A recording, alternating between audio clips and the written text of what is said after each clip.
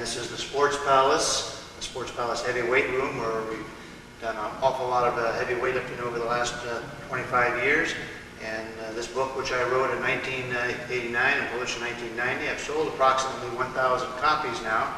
And I'm getting many requests for a videotape to coincide with this manual, and that's exactly what I'm going to be doing here. This will be a videotape more along the clinic line, and I don't have a professional production here. It's a home video setup, and I'm going to give out a lot of excellent and outstanding information for the person who wants to start in Olympic style weightlifting, or if it's someone who already has a level of expertise in weightlifting but wants to review the basics and try a different type of training, or at least you can learn from it to teach other people how to train.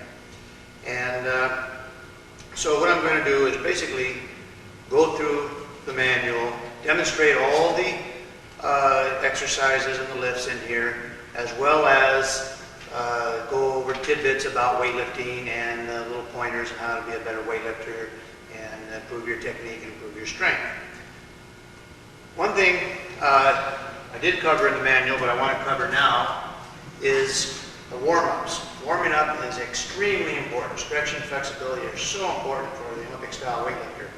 And so I'm going to show you some various stretching exercises that will benefit you and warm you up for the training. I really believe and strongly believe, especially as I've gotten older, the more importance in stretching for improving your flexibility for the lifts, preventing injury in doing the lifts, and also rehabilitating when you do get aches and pains and strains and injuries.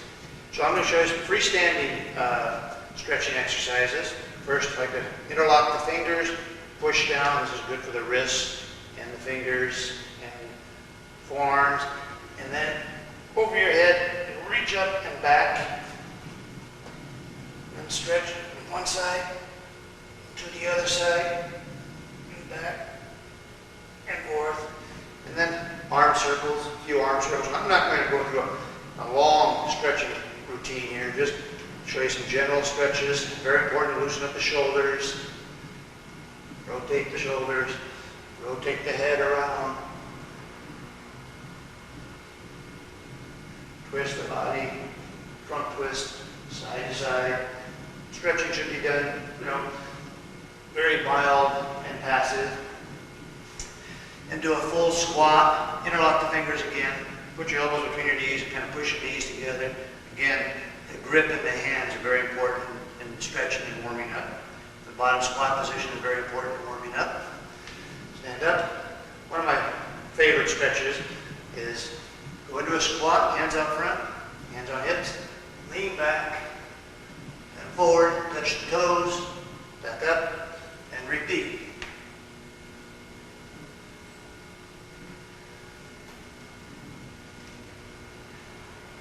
I find that to be an extremely thorough warm-up and stretch. Gets the heart going a little bit as well. Another one. Stretch from side to side. Many people call me and write to me that they have difficulty with their flexibility in the bottom position of the front squat and the snatch and overhead squat. Things like this will enhance your flexibility. Another one of my favorites is a front lunge. Interlock the fingers again. Back over your head as if in a jerk position, and then kind of go forward, hold, and then reverse, hold, reverse, hold,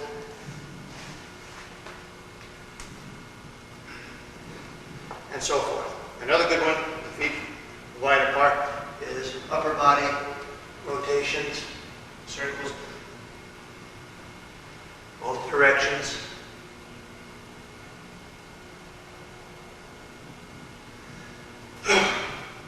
Now, I've got some of my props over here out of the camera, so if I step out of the camera for a moment, it's just to get some of the apparatus I want to demonstrate with. Now, broom handle is another very important piece of apparatus, equipment that you should use in your weightlifting, especially in the warm-ups. Those of you who may have shoulder problems, you want to start with the broom handle and really twist, rotate these shoulders around, back and forth, and into the squat position. Practice, sit there and rotate, stretch things out. Again, you can twist from side to side. You can do, cleans with the empty bar. Just all kinds of things we can do with a broom handle. Very important piece of equipment.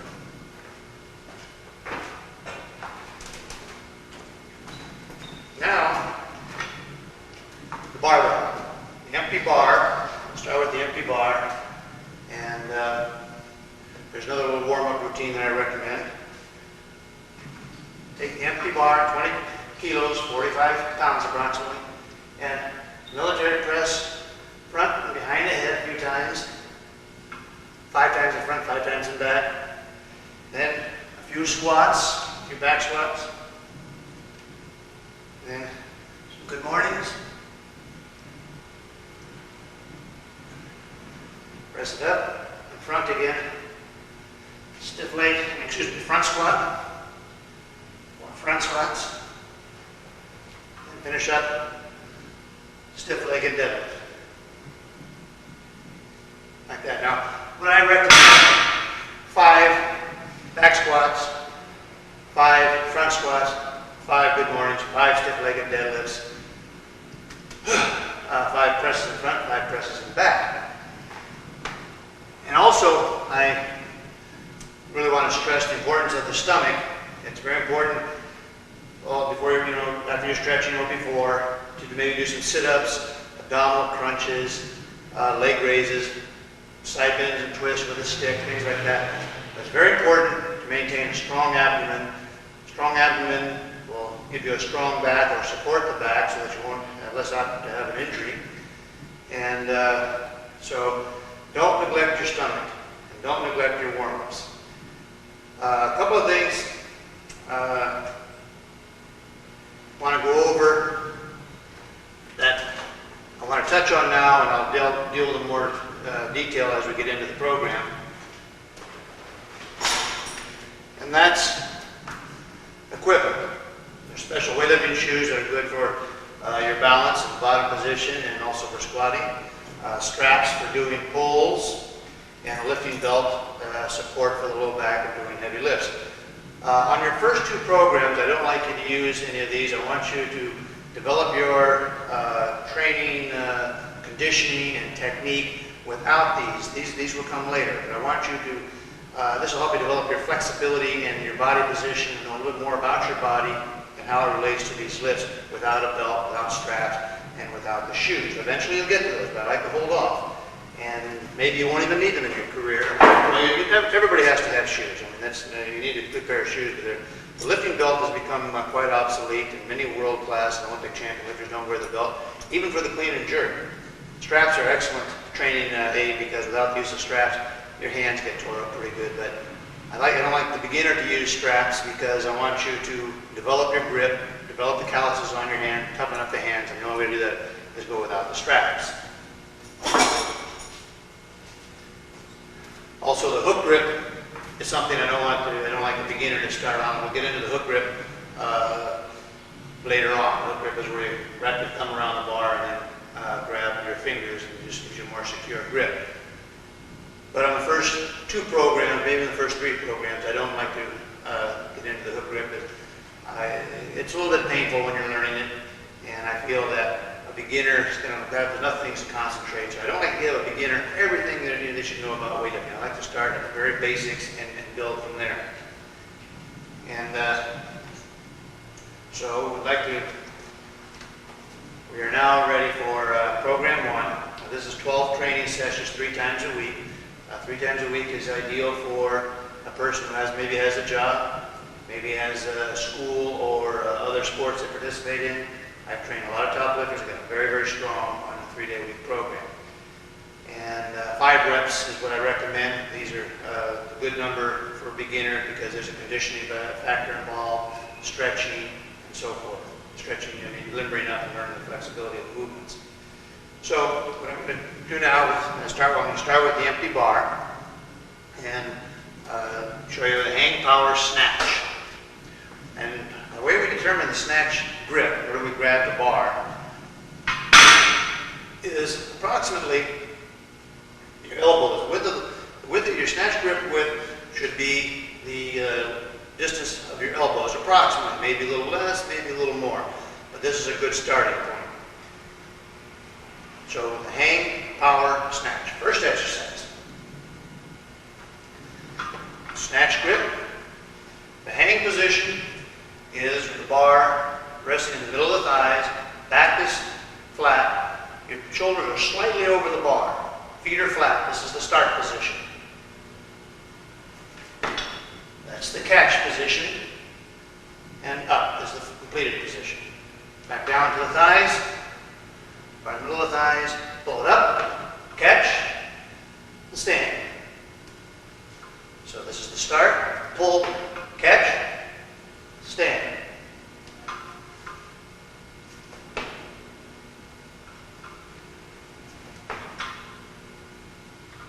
Start, pull, catch, stand. And I'm not going to do endless reps. I'm hoping that you'll run this back and forth and study it. It's very, very important to have the knees, hips, back is flat, knees and hips are bent, and at this angle. I have the camera set at this angle so you can get kind of a three-quarters look at what I'm trying to do rather than a head-on or a straight side shot. But this is the start position for the hang, power, snatch. Now we're going to do the hang, power, clean. From time to time I'll lose my breath, so bear with me. Hang, power, clean. I want to first limber up the wrist a little bit. This is something you may want to do even when you've been lifting as long as I have, which is 36 years. 37 actually, and you want to limber the wrists up. And as a snatch grip is your elbow, distance of your elbows, the clean grip is just a little bit outside your shoulders. And on most bars, if you could take a thumb's distance out from the knurling, and always push your thumb around the bar. Don't try to lift thumbless. The hang, power, clean is the same start position, bar on your thighs. Knees and bent at the hips, back straight, chest out, looking straight ahead. This is the start position. Pull, catch on the shoulders, and stand up. Start, pull, catch. Stand. Start, pull, catch, stand. Elbows up, bar on the shoulders, or the deltoids and the clavicles. With an empty bar, it's a little bit difficult to. It's not enough weight to rest as it should, but then you get the idea.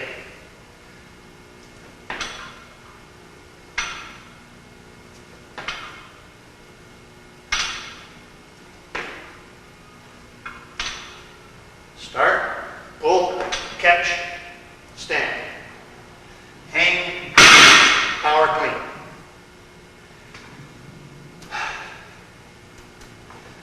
So the next exercise is the clean deadlift and shrug, and I'm going to find a pair of 5 kilo bumper plates to put the bar at the proper height. I should have had those out before.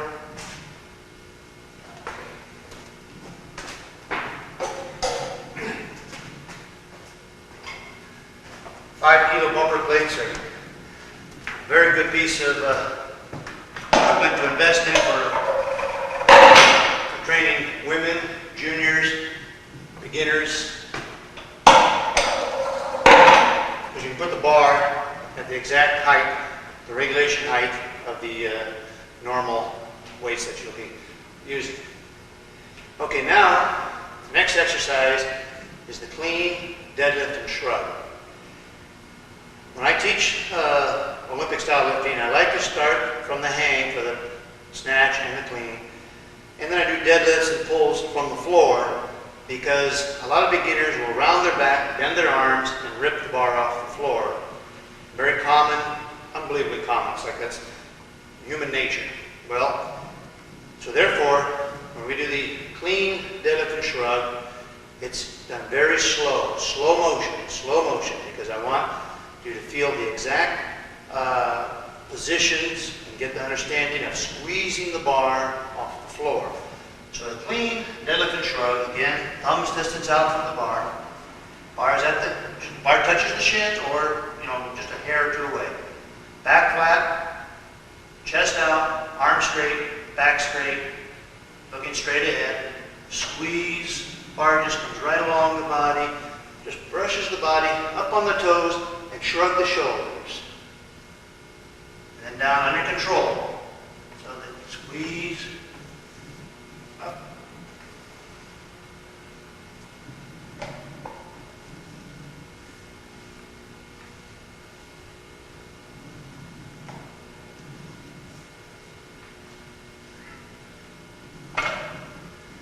So it's very important to learn how the bar comes off the floor. Do not yank the bar off the floor. Squeeze it off the floor. What I tell people, the lifters who have been lifting a long time, very high level, national champion, U.S. record holder, American Olympic team member, sometimes when they get too overexcited or have little problems with their training, one of the most basic flaws is they're pulling too fast off the floor. So I always remind lifters, it's a squeeze to about the knees, an accelerate to the middle of the thighs, and then an explosion. So it's squeeze, accelerate, explode. But for now, you're a beginner, first program, it's slow motion squeeze. One more time. Thumbs distance out, feet flat on the floor, back flat, arms straight, chest out, squeeze.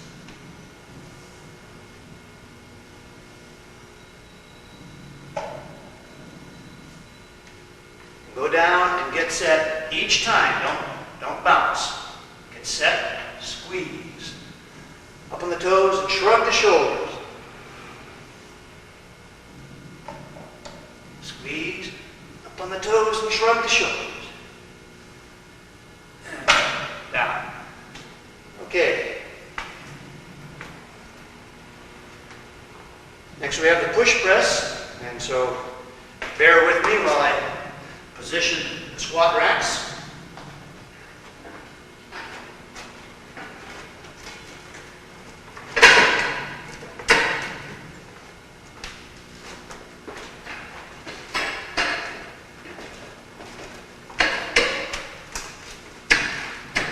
Okay, you want to have strong, sturdy squat racks. These squat racks have seen incredible amounts of weights handled in the squat and the jerk from the likes of Bruce Wellhome, Ken Patera, Mario Martinez, Ken Clark, and others. Okay.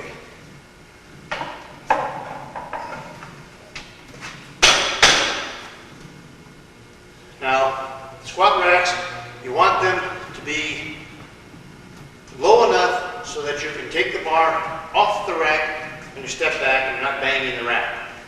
Let me just demonstrate. The height should be so you can stand up, don't touch the racks, and you step back. When you bring it back to the racks, you can just set it up like this, and you have the tall end of the rack should be high enough so that you won't walk over or beyond. Okay, so the push press. Now you have the military press, but I don't want to demonstrate the military press right now. The push press. Don't want to confuse. I want to go right through the program. I have accessory exercises that I will demonstrate in the later part of this tape. But right now I'm going to go program by program. Okay. For the push press, take thumbs distance out. I'm going to demonstrate the push press without the weight first. Bar is going to be on the shoulders, standing straight. Dip the legs, and then push with the legs and the arms at the same time. Dip, drive, push. Dip, drive, push.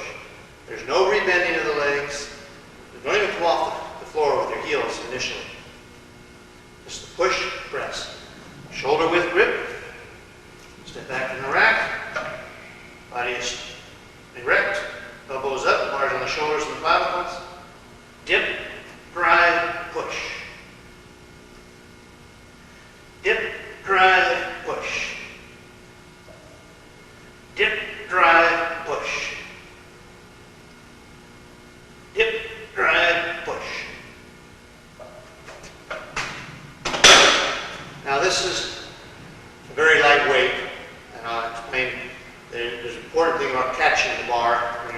down. A lot of people, beginners, they bring the bar down and they bend the knees and then they push it right back up. You know, when you bring it down there, you're going to catch it with the bent knees, stand up and get set. Get set for each rep. When doing your weightlifting, get set for every single rep. Don't try to rush it. Don't try to catch anything on the bounce or the rebound. That's later on. But right now, every rep is its own rep. I want it done very deliberately. So let me demonstrate the push press again. Approximately shoulder width grip. Thumb around the bar. Rotate underneath. Bars on your shoulders and clavicles. Step back from the rack. Step back about a foot or two. Feet shoulder width apart. Dip, drive, push. Dip, drive, push. Dip, drive, push. And then you catch it like this. Okay, have the legs absorb some of the weight. Then get set. Dip, drive, push. Catch.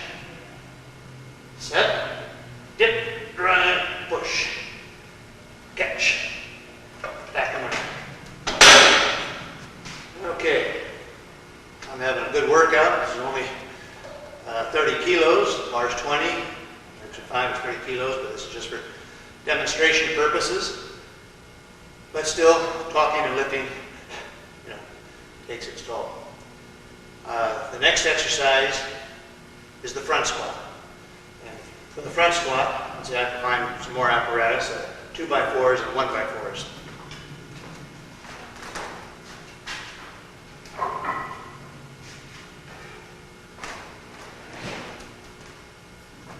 Okay, for beginners, quite often I start them doing all squatting movements with their heels on a 2x4.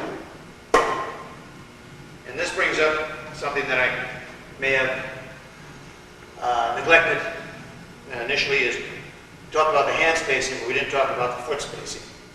Generally, your feet should be about hip width when you are pulling off the floor. As you're doing, and again with beginners, it's another important point, I don't want the feet to be jumping out. It's a very common thing to jump out when you're doing your snatches and your cleans. Jump out. No, I don't want you to do that, because if you do that too early in your career, or when you're first starting off, you won't, it's just a bad habit where you'll jump too wide. That's a strain on your groin area, a strain on your knee area. Eventually, when you become an accomplished lifter, by about the third program or so, the feet will just jump out just a little bit. Just a little bit. But for the first 2 programs, I don't want the feet to jump out. And so you got your feet about hip width, and so you're doing your lifts with the feet staying in that place. You can come up on your toes, but don't jump the feet out. Don't jump the feet out. However, when you squat, we want to squat shoulder width. I'm speaking generally now. These are just rules of thumb, but might be variance, a half inch either way. But you want to have a good foot base, a good foot position. So for the front squat, for a beginner, because beginners are not flexible in the ankles, the knees, the hips, the elbows, the wrists, the shoulders. There may be some of you that are, but generally, we start with the heels on the 2x4, so that the person can maintain an upright position. Okay, so take the bar on the shoulders, step back from the rack, heels on the 2x4, feet are a little wider now, and squat down and back up. Down and up. Keeping the elbows up, back, straight, looking straight ahead. Straight up, straight down. Back to the rack. And I also like to always have the racks in front of you. Don't back into the racks. Walk into the racks so you can see where the racks are. Breathing is another thing. When you're starting off, just breathe normal. Don't worry about breathing.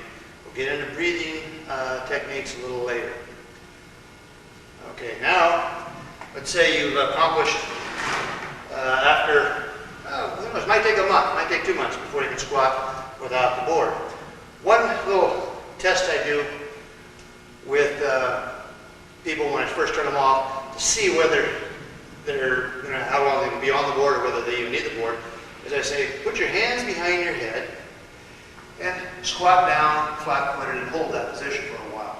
If you can do that, maybe you don't need the board, but still I would start off with the board initially just for training purposes and braking purposes. And this also reminds me of a good stretching exercise for beginners and all lifters is hands behind your head, squat position, push your elbows back, and wearing regular all-purpose cross-training type sneaker shoe.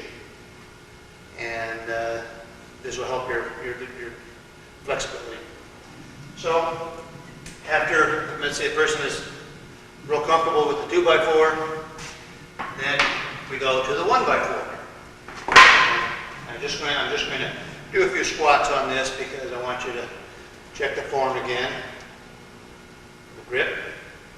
And you rotate under the barbell. Elbows are out in front, shoulders are up, step back. Heels are on the 1x, shoulder width, elbows up, looking straight ahead. Squat down, chest up. Don't pause at the bottom, just go down as far as is comfortable. Like that. Elbows up. Always keep the elbows up. Now, before I'm going to show, I'm going to demonstrate one more time with the flat foot without any board. But this brings up another point.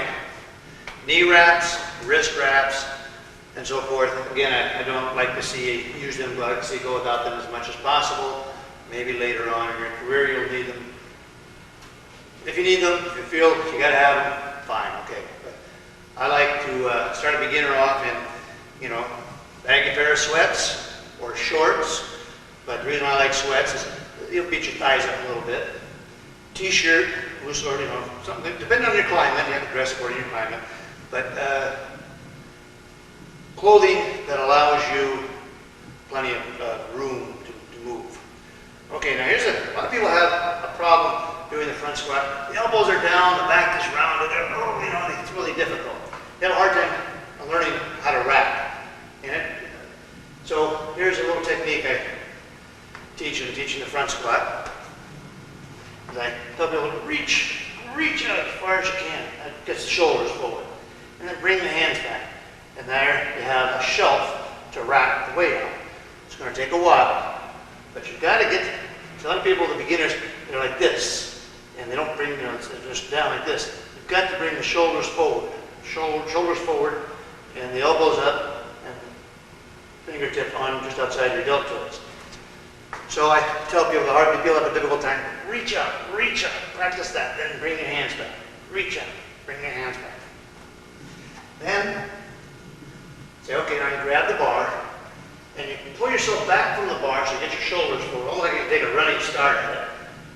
And then you pull yourself underneath the bar with your shoulders out in front, as much as you can. And I must say, the front squat is an uncomfortable exercise. Your wrists, you're thinking your wrists are going to just want to break, but they won't, they're just stretching. So you have the bar comfortably here on my shoulders. Squat down, down, nice and deep, all the way down, straight up and down, back in the rack. But yeah, after all this stuff that we've done, you'll find that maybe your hang power snatches went well, hang power cleans pretty good, clean deadlift, push presses went pretty good. But now here, usually the beginner starts running out of gas on the overhead squat. The wrists are sore. Don't worry about it. Be patient. Don't push the weights. Train with light weights. Train with technique. Form, technique, conditioning. This is what we're after on this in program 1. Okay, now the next exercise. Just want to make sure, even though I wrote the book, I've got to make sure I'm on the right page. That's another thing. Be on the right page of your workout book. Otherwise, You can go be trying a program, an exercise or a program that you haven't done, weights out of program out of order, or it could be going back to a program you've already done. So always make sure you're on the right page of your program. The next exercise is the overhead squat. And I bring out the 2x4 again.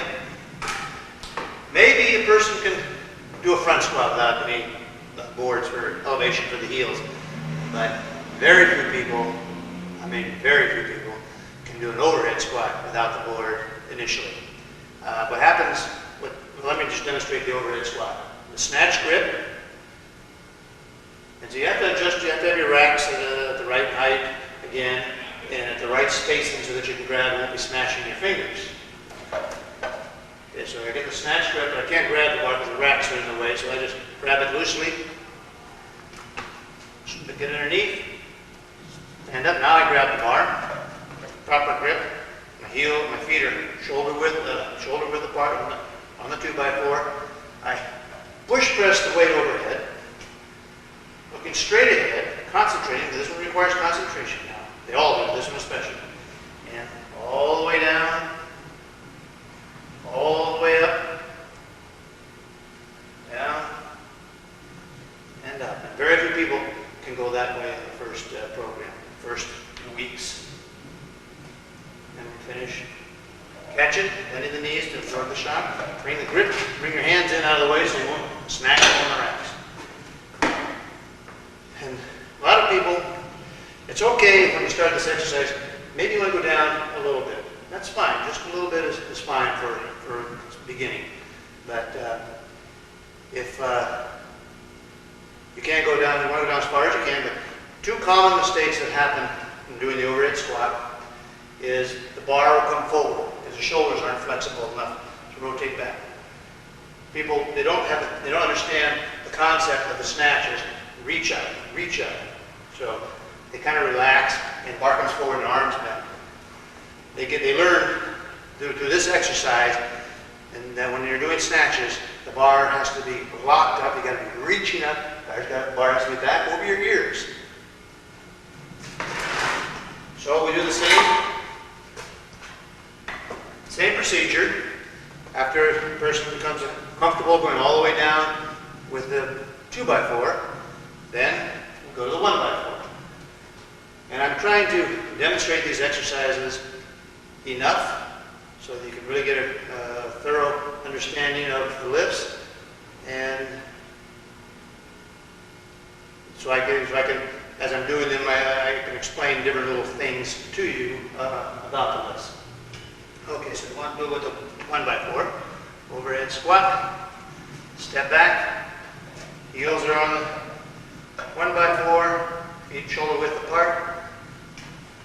Push press the weight overhead, snatch grip of course. Now as I reach up and let the bar go back, I squat down very slowly. See, that's a good point. Squat down slowly so you can get the feel for it. Squat down slowly and deliberately. You can even kind of sit here for a few seconds if you like. And then back up.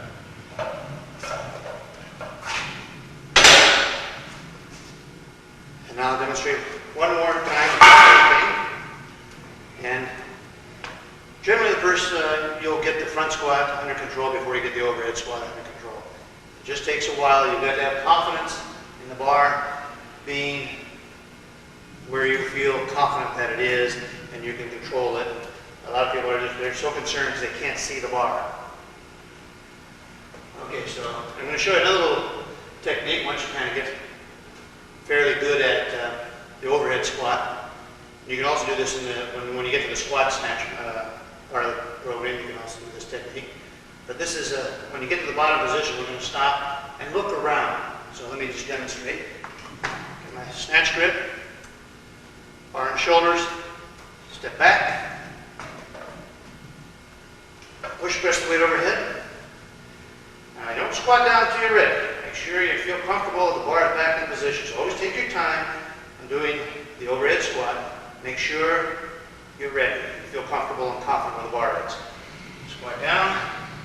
And now sit here for a few seconds and look right, look left, look up, look down. This kind of helps you feel and understand what's happening, where your body Sit, look right, look left, look down, look up, look all around, and stand up.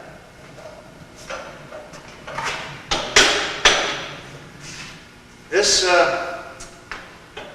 helps you to, that bottom position in the snatch. If you really develop and concentrate and have a comfortable, strong, secure bottom position in the snatch, you're going to save a lot of weights that may not be pulled perfectly. If you've got a good bottom position and you do your overhead squats, you're going to have confidence, you're going to have strong shoulders, you can feel it in your neck. I mean, you're just going to be real strong in this part of your body. That'll help you save a lot of snatches that may not be right on the spot.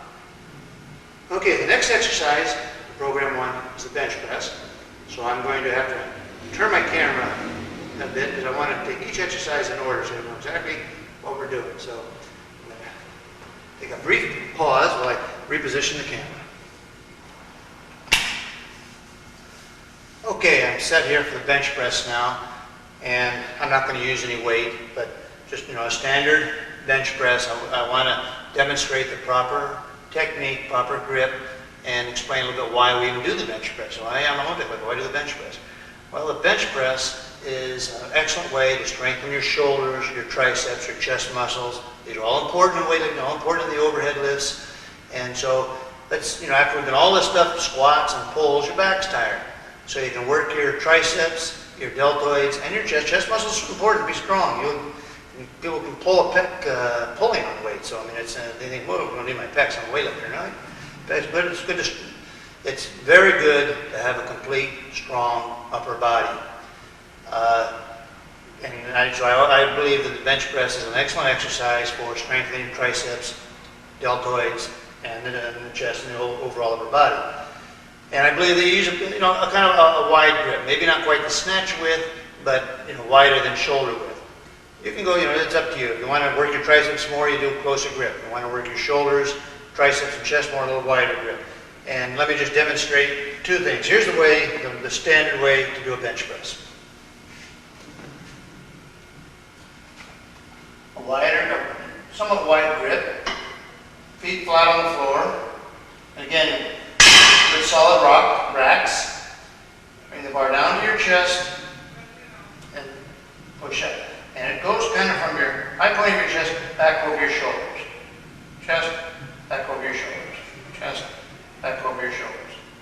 Chest, back over your shoulders. Now if you want to work your triceps more, then you can go the clean grip. The clean grip is okay. I like a little wider grip though, but the clean grip is very good for really strengthening shoulders and triceps. So, clean grip. You can't, maybe the angle's not quite right here to see, but a clean grip. Okay, now, that's the technique with the feet flat on the floor, butt on the bench, upper back on the bench, and head on the bench. So there's a little bit of an arch in this area here. Okay, so that may tire your back. I mean, you had a hard workout. So this is what I recommend for most Olympic lifters is the feet on the bench, because that way that takes all the pressure off the low back. You can rest, and you can really work on some strong triceps, shoulders, and chest. And like I say, I like a little wider grip, not quite the bench press grip that a bodybuilder or a powerlifter would use, but a little wider than the clean grip. So feet on the bench, butt on the bench, chest up, head on the bench, bar comes off, down to the high point of the chest, back over the shoulders. High point of the chest, back over the shoulders. High point, boom. And you've got to watch the bar at all times.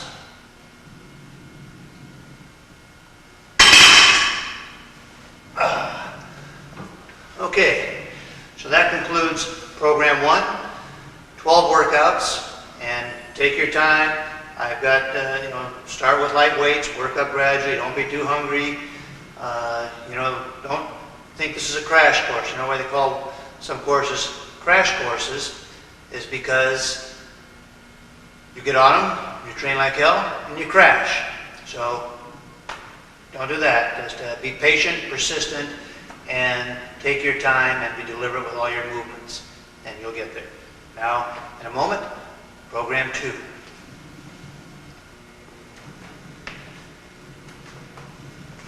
Okay, ready for program 2. Now, program 2 is 2 workouts, an A and a B workout. And you'll do A on Monday, B on Wednesday, A on Friday, and then the following Monday, B is on Monday, A is on Wednesday, and B is on Friday. So in every 2 weeks, each program gets done twice.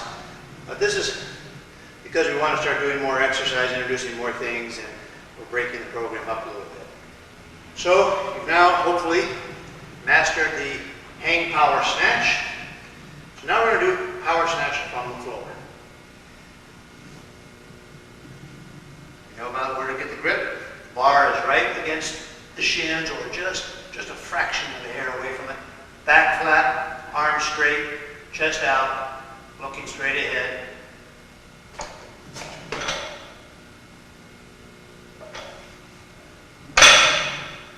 Okay, so the bar is pulled close to the body, and we're in the start position. Catch, stand. Get set for each rep.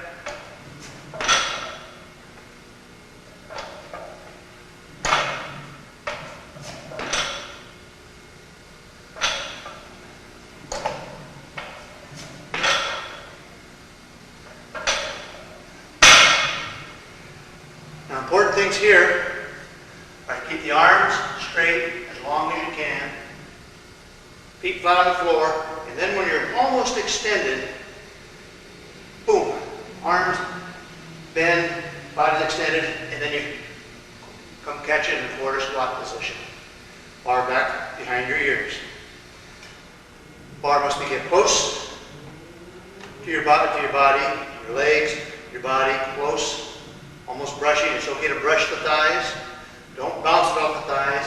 A lot of people see other lifters hitting the thighs. And they they're bouncing. No, it's a brush.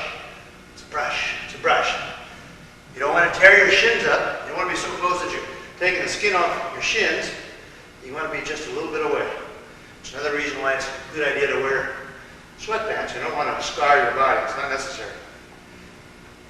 Okay, I'll demonstrate this again. You see, it takes more work when you start pulling from the floor. And this is an interesting thing. I've trained hundreds of athletes from other sports in weightlifting to help them be more explosive and dynamic in their respective sport.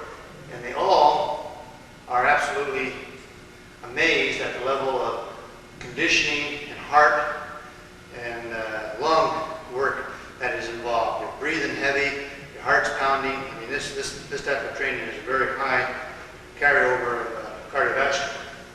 Okay, so I'm going to demonstrate that power snatch again. From the floor, squeeze, accelerate, explode.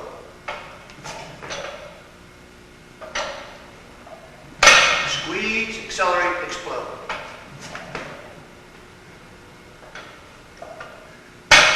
Squeeze, accelerate, explode, catch.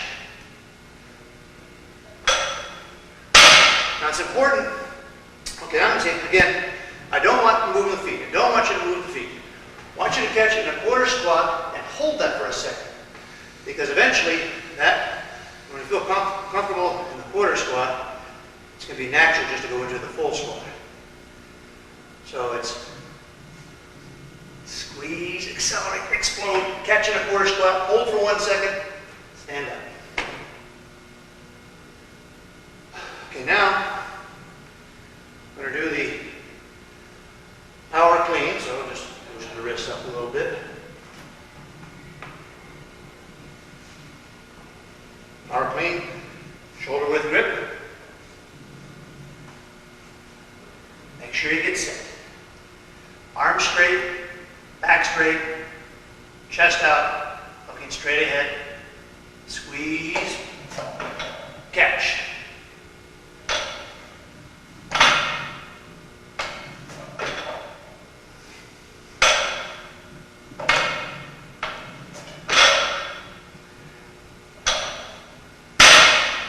Now, one of the most important things to work on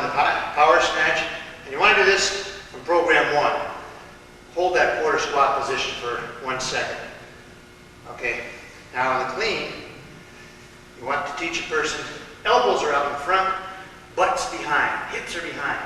This is a natural tendency. People want to be like this. You know, just they're a beginner, you don't know. You've got to be like this. Same thing. This is preparing you for the clean, the squat clean. Again, you go up on your toes, but do not move the feet. Do not move the feet. Okay. Shoulder width grip, thumbs around the bar, back flat, chest out, arms straight, pull straight. Hold, stay.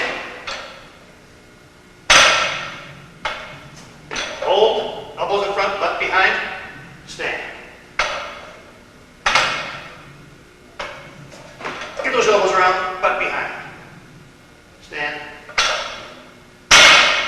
Make each exercise deliberate. Don't rush. Take your time. Okay, next is the push jerk. I've already demonstrated the racks. I don't need to bring the racks over. Normally you work off racks, but I'm going to save that for later. So catch my breath. Next is the push jerk. Take it from racks, water on your shoulders. You dip down, drive, as water goes above your eye level, you dip underneath it again. Dip, drive, dip. Dip, drive, dip. Now the push press, well, the military press is just, just arms and shoulders. Push press is legs, arms, and shoulders. The push jerk is legs, arms, legs. Legs, arms, legs. Legs, arms, legs. This motion that we do throughout Olympic lifting is something that is in all sports, whether it's baseball, you're swinging, everything's coming from here, or you're basketball, you're jumping, or volleyball, you're jumping, or if you're running, it all comes from here. This is such a basic position in our sport, weightlifting, and in all dynamic, powerful, explosive sports. So you're going to, when you do the snatch, you do that. When you do the clean, you do that. Now you're going to do the push jerk, which is that.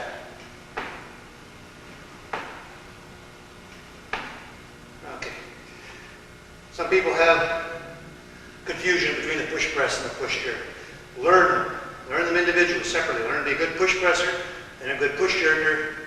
Then when we come to the split jerk, you'll be a better jerker. Okay, so imagine I took the weight off a rack. This is the start position. Dip, drive, dip. Stand. Dip, drive, dip. Stand. Now, when you catch weights in this clean, probably in the jerk, the push jerk, presses, always catch it. Let the legs absorb the shot. Okay. Dip, drive, dip. Dip, drive, dip. Dip, drive, dip.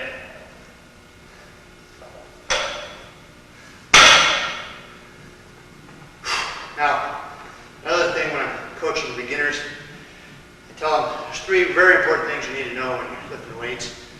You got to be able to count. When we say 5 reps, we want 5 reps, not 7, not 3. When we say we want 80 kilos, we want 80 kilos. You got to know the bar weighs 20. You get what the appropriate weights to put on. So you got to be able to add. You got to be able to count. You got to be able to add. You think, well, I can do that. And I say the third thing, you got to know which way's up. And they go, everybody knows which way's up. A lot of people, they go like this. When weightlifting, this is up. Back over your ears is up. Not over your nose, not back over your butt. Directly over your ears, that's up. And the push jerk, push press, jerks, a lot of people have a tendency to push the weight out front.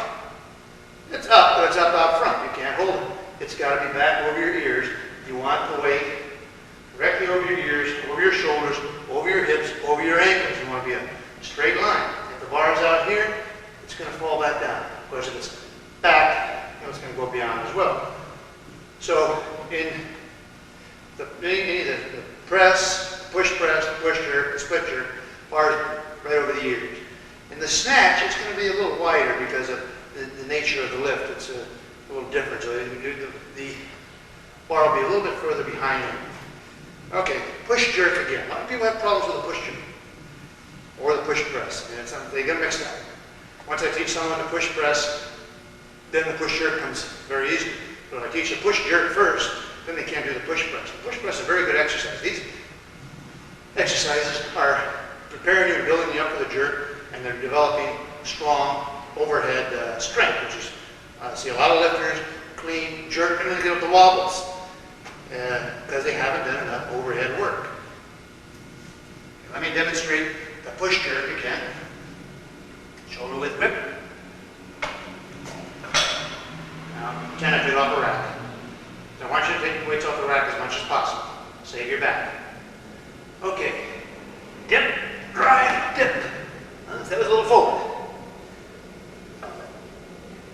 Dip, drive, dip. There we go. And then remember to catch it and a rebound. Dip, drive, dip. Stand up. And then catch it with the cushion of the legs. Okay, now again. Dip, drive, dip, hold. Stand, hold, reach up. Okay. That's the push jerk. Okay, now we have, I passed up the clean deadlift and shrug because we've done that. You know how to do that for program 1. The front squat you know how to do for program 1. The overhead squat you know how to do for program 1. The incline press I will demonstrate after I do the workout B portion of program 2. Okay, we've got hang squat, snatch coming up, hang squat clean, snatch, deadlift and shrug, and jerk. 4 new movements for you.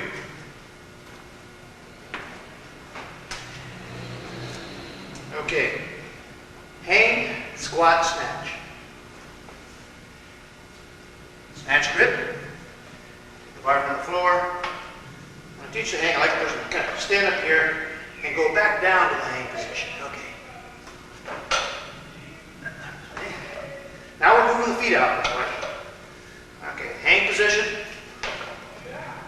That's that. Hang position. One more.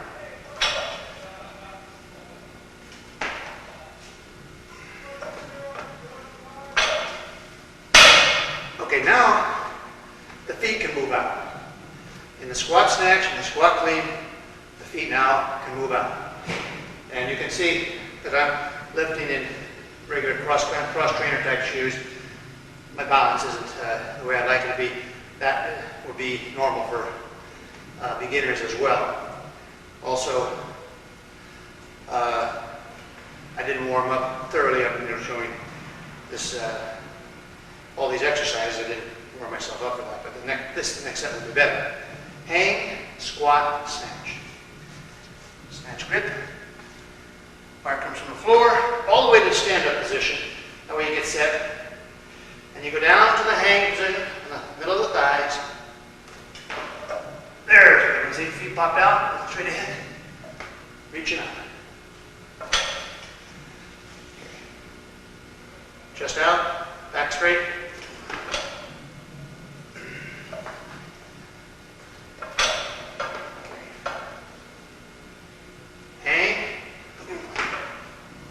Squat position, sit there a second, stand up.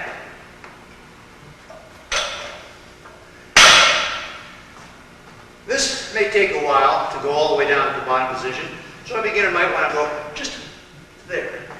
Or maybe power snatch it and then ride it down. That's okay. A lot of beginners, when we start teaching the hang, squat, snatch, they hang power and then squat down. That's okay. Another tendency is hang power, stand up, and then squat down. Now that's, break them with that right away. But it's okay to do a hang power snatch and then go down into an overhead squat. Another thing you can do is you try to catch each one lower. First rep, second rep, and then the third rep all the way down. Okay, now hang, power clean. Excuse me. Hang squat clean. Bring the bar up. Put it down the start position. Get those elbows around fast. Pop out. Now it would be okay for a beginner to power clean it and then go down. Power clean it and ride down. But eventually you want all the way down.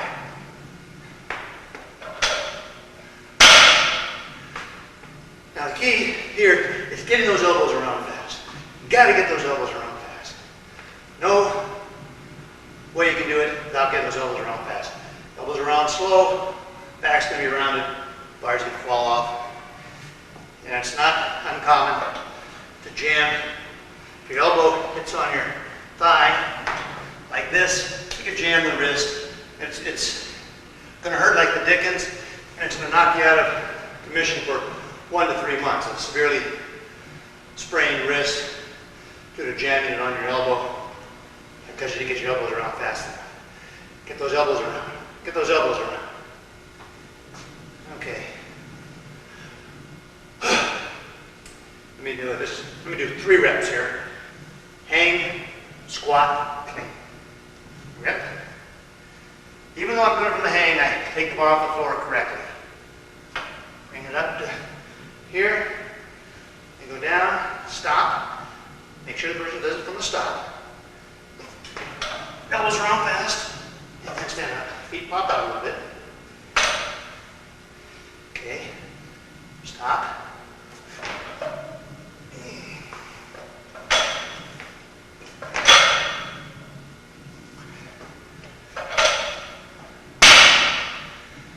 Okay.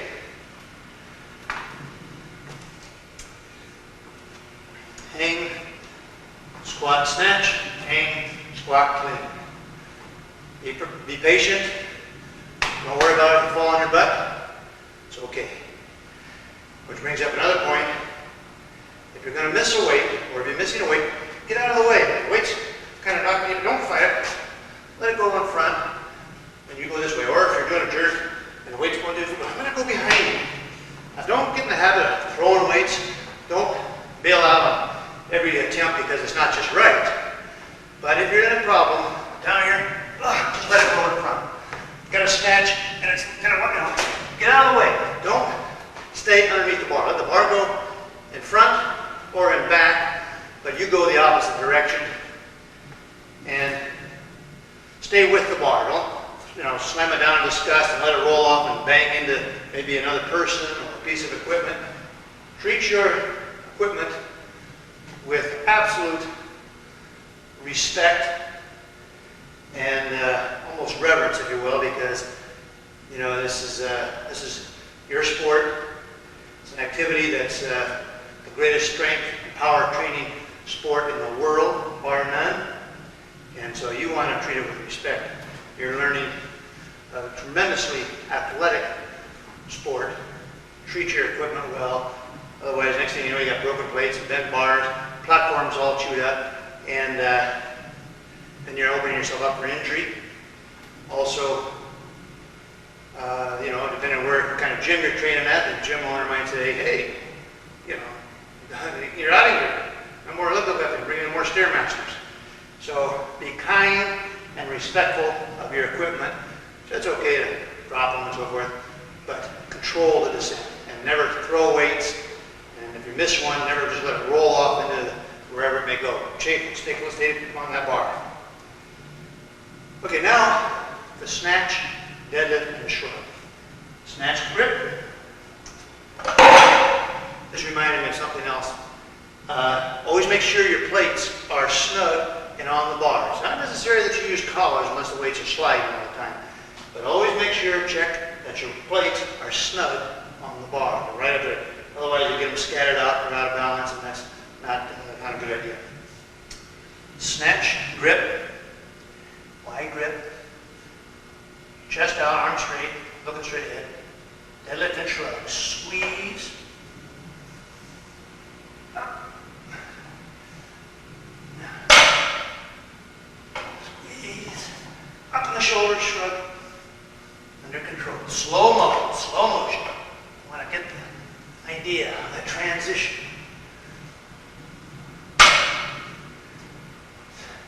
Squeeze, slow motion, maintain your positions, get the feel. This helps your balance. When you're doing your pull, it's ideal that you look straight ahead at all times. Don't want to be looking down, don't want to be looking up. If you're looking straight ahead, you get kind of a whole picture of your surroundings, and that helps you with balance.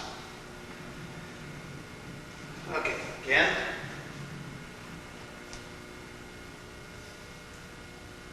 Back flat, chest out, arms straight. Those arms straight all the time, shrug up on the toes.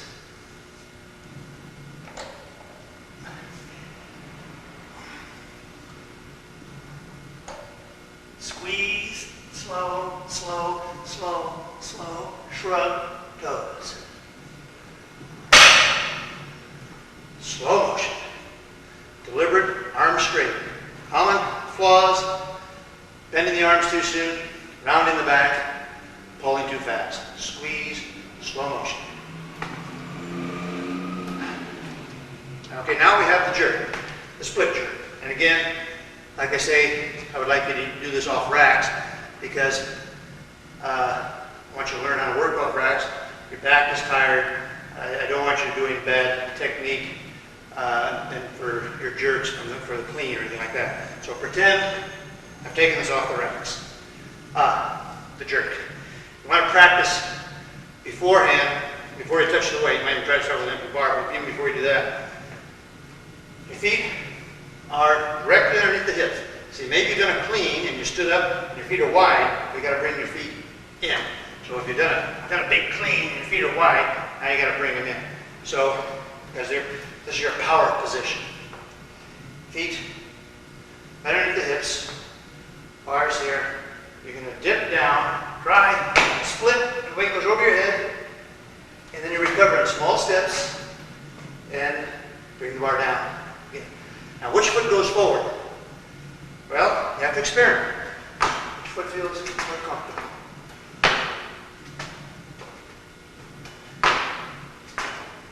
So one will feel more comfortable than the other, and you may have to maybe take a couple of workouts to figure out which one you like best.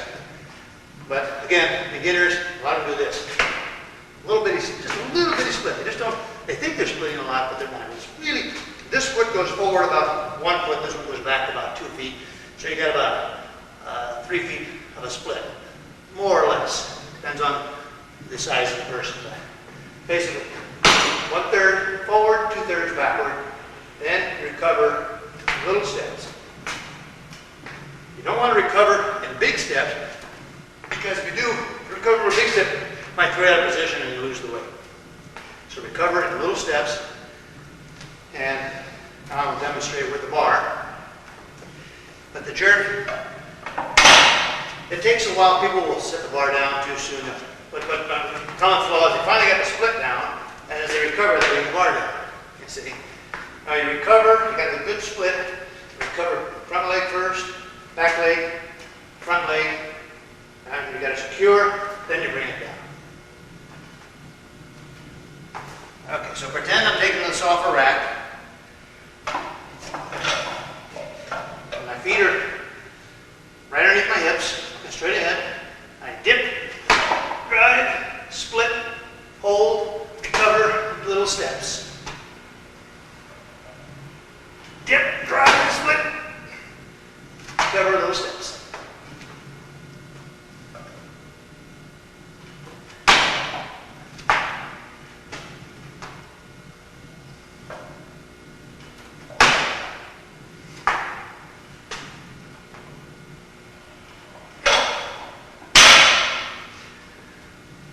So it's, you do a slow dip and then you really come out. It's like the split jerk and even the push jerk. It's a jump and a punch. Jump and punch. You're dipping, you're jumping and punch. jump and punch, jump and punch. Ram that thing up. It's got to be over your ears. I'll demonstrate a couple more. But it's dip, and then jump and punch, jump and punch. You can't do a jerk halfway or 3/4 of the way. The bar will come down real fast. Or it'll be like this, and then you just know what. And it's got to be jerked, boom, arms locked. Anything less is a press out and no good in competition. So it's got to be those arms locked. Let me demonstrate a couple more. Okay, cleaned it. Feet are underneath the hips, elbows are up, bars on the shoulders and the clavicles. Looking straight ahead. Lock, recover. Okay, bars back over the ears. Catch. Okay, clean it. Bars on my shoulders, elbows out front. Take a breath, hold. Little steps. Hold.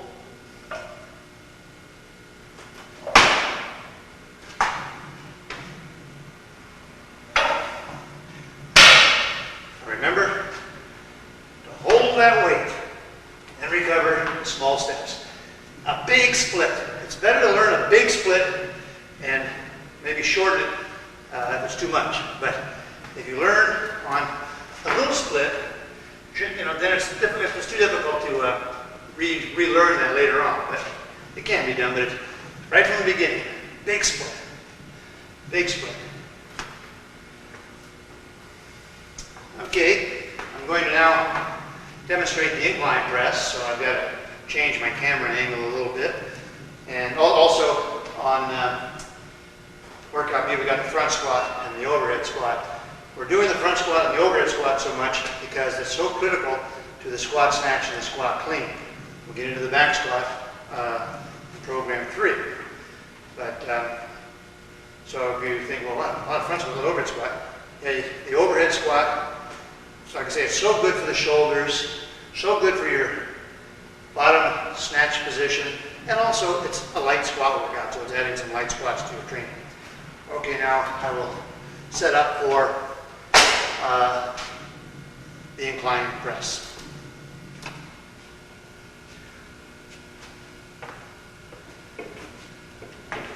Okay, there's the incline barbell press is also very good for the shoulders and the triceps, and it's a little variation of the bench press, but it's more upright, which also has its benefits of doing an exercise more upright for the carryover to the overhead work.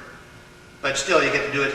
There's 2 techniques I'm going to show you. You get to do it on an incline, so again, you're saving your back.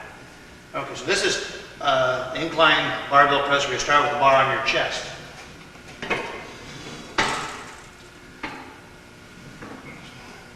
Bar starts on your chest and goes straight up. Chest, straight up. Chest, straight up. Chest, straight up.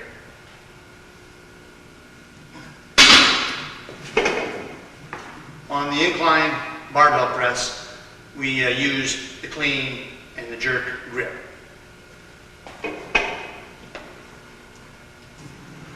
Okay, I've got one more type of incline, and the angle should be about 45 degrees, a little more or less depending on the equipment, but this is where you take the bar off a rack, starting at the top.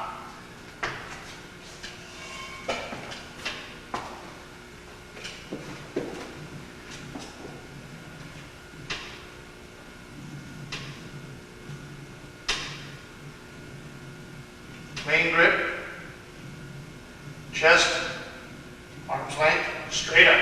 Remember, straight up.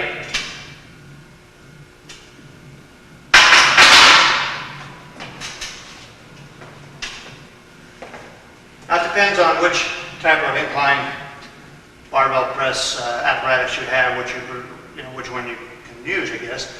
Or when you experiment with starting from the chest or starting from arm's length like the bench press, you'll find out which one you prefer. My recommendation is where you start with the bar at the top, just like doing the bench press. You take it off a rack, bring it down, and work it, then put it back on the rack. Clean grip, because again, we're getting more upright So you want to, make more shoulders and triceps. So that's program 2, and hopefully 12 workouts. You got 6 workouts on workout A, 6 workouts on workout B, and then it's on to program 3 and more advanced training. We get into burn shoes and hook gripping, and but we're not going to use straps yet. Okay, on to program 3.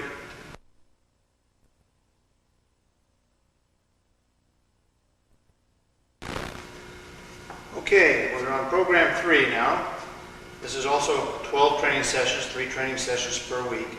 I've got my book here to refer to because I made some notes in here, and I want to try not to leave out anything. I may make a few mistakes and leave some points out along the way, but I'm going to try to minimize that.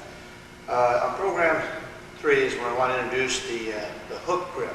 The hook grip is a method for grabbing the bar that gives you a very secure grip. Normally, when you grab a bar, you grab it with your fingers and then your thumb over the top of your fingers. In the hook grip, you wrap your thumb around the bar as tightly as possible and grab the thumb with as many fingers as you can. And this gives you a very, very secure grip, so when you're at the top of the pole, the grip won't loosen up on you. So the hook grip is used by all weightlifters. This gives you 5, 10, 20 kilos in some cases. So I mean, use the hook grip. It's going to hurt for a while, but you'll adjust to it. You'll get better, and you'll be fine. But it'll take maybe a week or 2, and that's why I figured you had enough things to learn initially, and I didn't want to give you any more aches or pains. And now those other aches and pains, the wrists and the elbows and the shoulders, should be gone.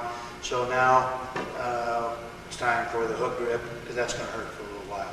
So remember, the hook grip, you push down as hard as you can on the bar, wrap the thumb around as far as you can, then you try to grab it with at least the middle finger.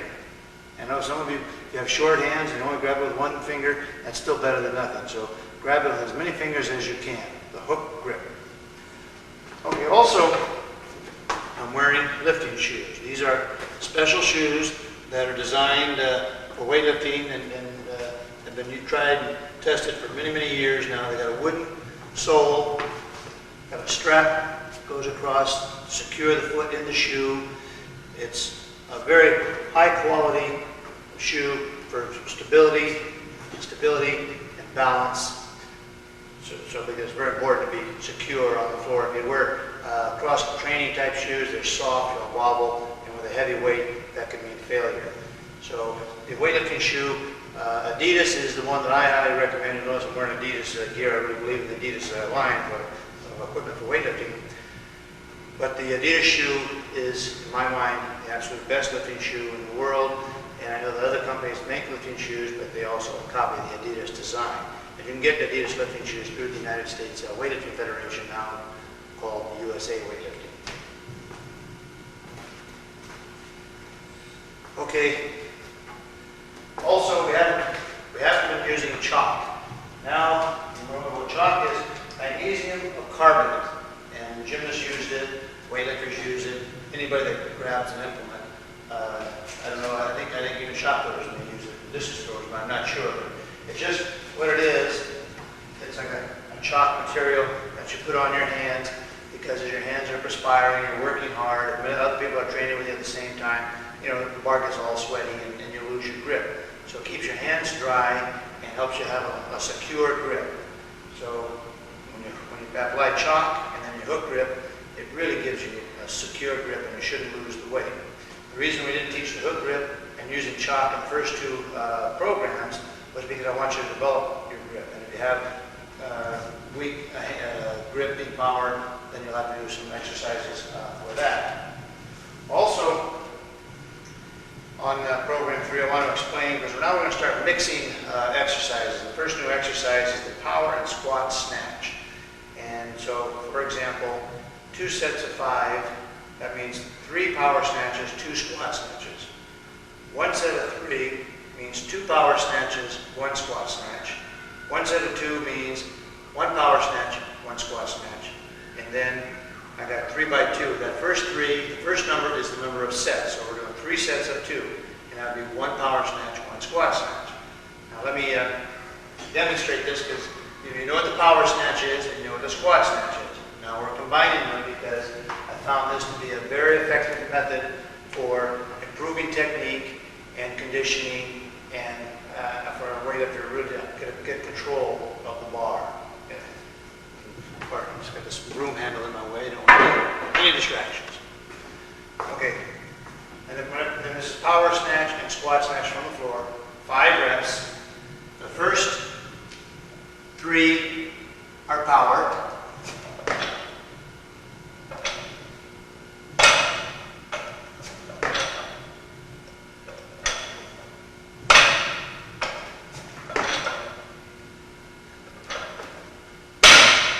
Now squat.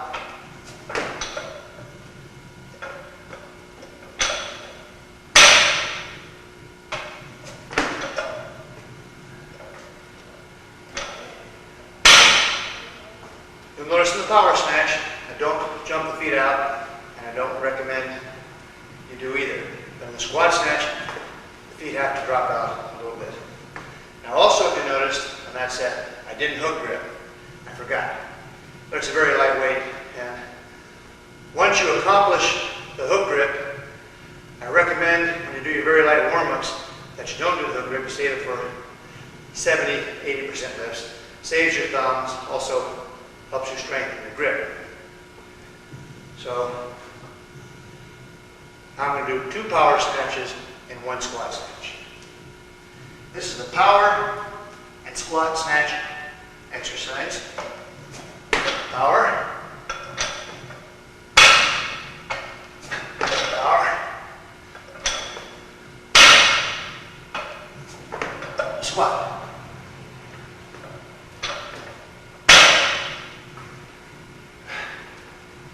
So remember, when there's 5 reps, that's 3 power and 2 squat. When there's 2 reps, that's 2 power, when there's 3 reps, that's 2 power, 1 squat. When there's 2 reps, 1 power, 1 squat. Okay, so that's power and squat snatch. Next we have the snatch high pull. Now eventually you'll be using straps, but like I said, I don't want to introduce straps at this time. So the snatch high pull, you've done the snatch deadlift, and throughout this whole training program, the snatch deadlift will be done slow motion, but the snatch high pull will be done at full speed. Hook grip.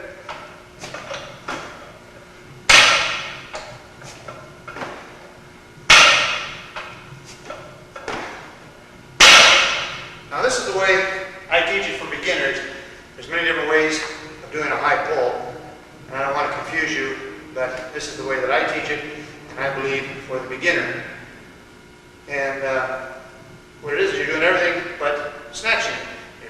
You're pulling up on your toes, shrugging your shoulders, and getting as high as you can. And then, the next thing you do with the snatch, you're snatching. But we're just doing snatch high pull. You can use more weight than you can snatch. So it helps strengthen the muscles, condition the body, and develop technique and coordination for snatching more weight. Okay, this was program 3, workout A. And we've got, after the snatch high pull, we have snatch deadlift, shrug, power clean, push jerk, front squat, and bench press. Okay, now workout B, which would be Wednesday, I'm using the premise Monday, Wednesday, and Friday. Workout B begins with a jerk, all jerks, all split jerks, overhead squat, hang squat snatch, hang squat clean, all exercises you know. Now here's a new exercise called the Good Morning. It's a favorite for developing low back strength, because you'll find out this type of training in the hips and the low back come into such prominent place. It's so important to have a strong low back. Normally you take, do the Good Morning, you take the weight off the racks, but I'm going to set the rack up in a little while. I don't need to right now. So power clean it, press it, put it on my shoulders behind my head, shoulder width apart. The barbell is resting on my traps. And then you tilt the head back so the bar won't be rolling around on you. So you tilt the head back, bend the knee slightly, you bend over, and back up. Over, back up. The back stays straight and arched. Hips are flexed, the knees are slightly bent, head up.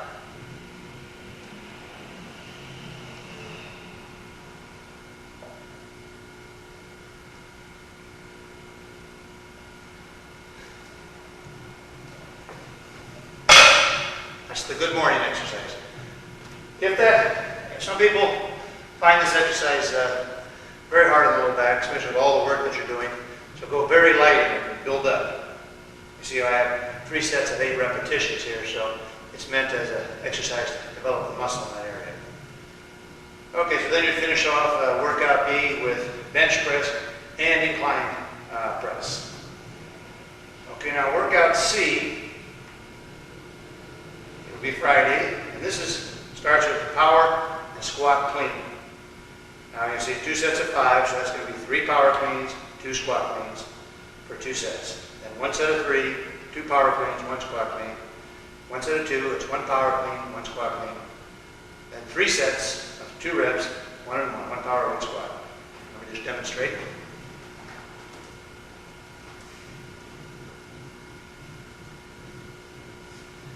I'm going to hook grip for this. I forgot the last few times. Push down, grab the thumb, power, power, power, squat,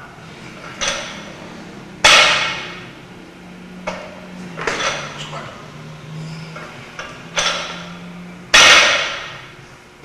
Usually the thumb will come out when you turn over in the power clean. Sometimes in the power and the snatch as well. So when you clean and snatch, the thumb may come undone. That's not a problem.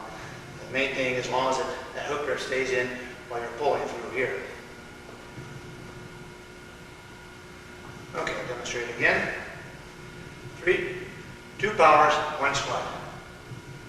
Get my clean grip. Push down on the bar, wrap my fingers around my thumb, power clean, power clean, squat.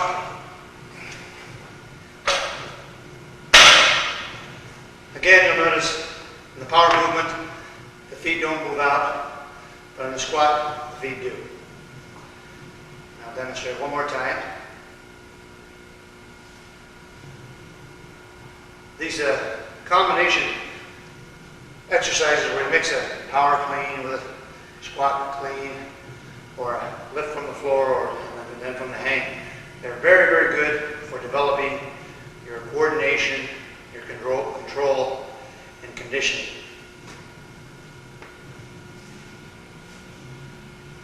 Okay, one final set. Wrap the thumb around the bar, grab it with my fingers.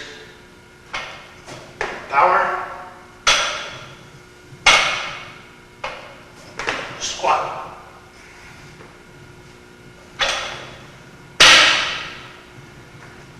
Okay. Next we have the clean high pull.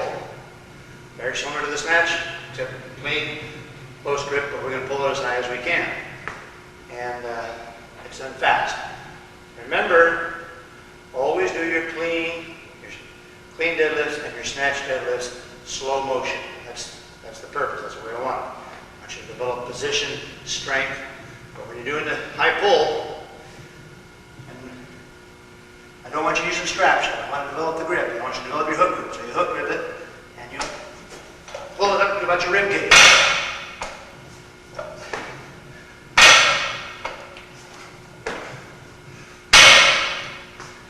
So the snatch high pull can be pulled up to the chest, the clean high pull to about the rib cage. But you want to get up on your toes and get that bar, body straight, looking ahead, right up to this point here. Because the pull is maybe four phases. You squeeze it off the floor, you accelerate at the knees, you explode the bars at the top of the thighs, and then you pull some more. But it's got to be done real fast. And so this is what the snatch high pull and the clean high pull will develop. I'll do one more set here.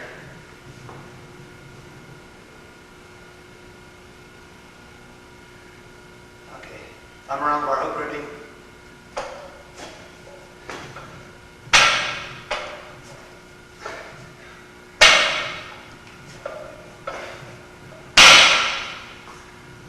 When you get into doing real heavy high pulls, you won't be able to pull it up from the rib cage. Maybe just above the belt buckle or the belly button. And in the snatch, maybe just the rib cage. But you want to use more weight than you can clean. You really want to work that explosion from the top of the thighs to the top. Okay, next, clean deadlift and shrug, which you know, power snatch, which you know, and push press, which you know. Okay, we've got back squats. I'll set the racks up to show this. Incline, let's follow my incline press, which you know.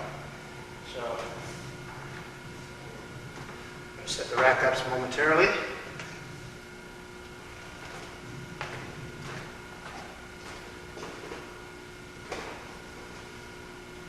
Okay, we've got the back squat now. And the reason I spent the first 2 months on the front squat and not the back squat is I wanted you to learn to loosen up the wrists and the elbows, to learn to get those elbows up, to learn to squat straight up and down. Now we're going to do the back squat. And remember, whenever we do any weight off the racks, we want the bar at a height where it's easy to take it off the rack and put it back on the rack, and also so that you won't miss it. You don't want to miss the rack. You don't want the rack so low that you go over. You don't want the rack so high that you got to go up on your toes to take it out of the racks, because then as you get tired with the heavy squats, you'll find that you won't be able to get it back in the rack. Okay, so we take about a clean grip in the back squat, not the wide grip unless you've got a tightness problem. If you just can't grab it in close and put it on your back, that's okay. But ideally you want to use just a slightly wider than clean grip. And then you get underneath the bar in the racks with the bar high on your traps. Stand up, step back. Feet are hip to shoulder width. All the way down and all the way up. Looking straight ahead, chest out.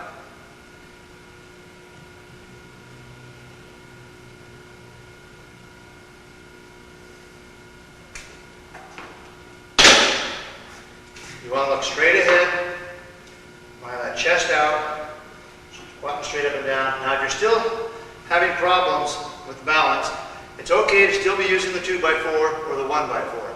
But see, that's why the lifting shoes are so good, because they do help the balance in all the squatting movements.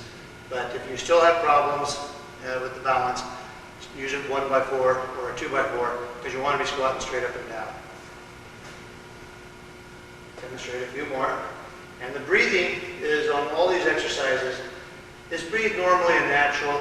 The only time you want to hold your breath is when you're doing the actual lift. You can't be breathing when you're straining. You've got to hold that, then we've got to take a breath in between the reps. So this for a heavyweight, I take a breath, hold, step back, I'm breathing now, relax, hold my breath, let it out, take another breath, let it out. Now you let it out when you're at the top. If you let it out halfway through the squat, you'll miss the squat. You'll let out all the tension in your body.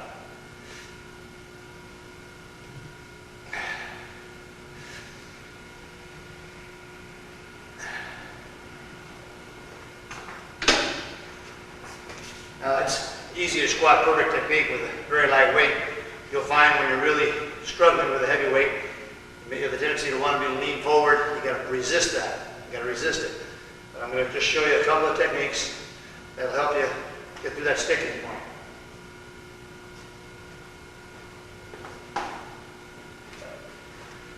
Okay, if this were a heavy weight, and I'm coming up, I might have the tendency to want to put my butt back. keep coming up. Don't let your hips get too far behind you, because then all the pressure goes on your back, and your legs and butt combined are stronger than your back.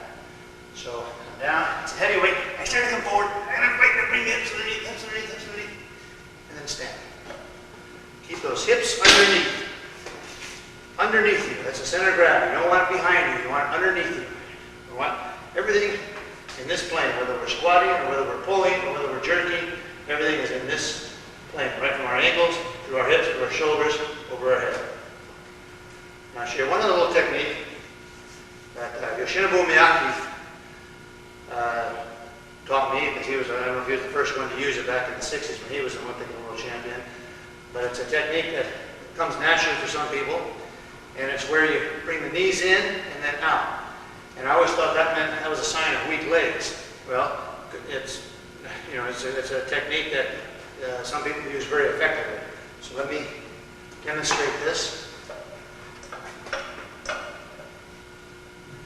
Down here, as I come up, I bring the knees in and then I push them out. Down, knees are in and then out. This helps to keep the hips underneath.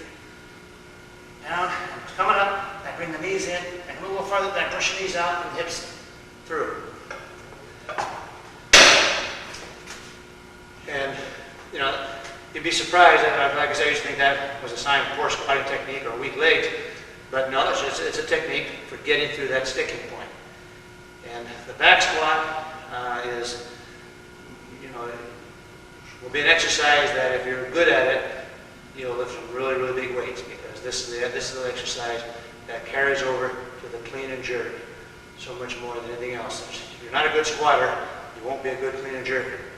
If you're not a good squatter, you might be a good snatcher, but you won't be a good clean and jerker. So work the back squat. The back squat is the exercise that'll give you such tremendous carryover to your clean and jerk and your other lifts.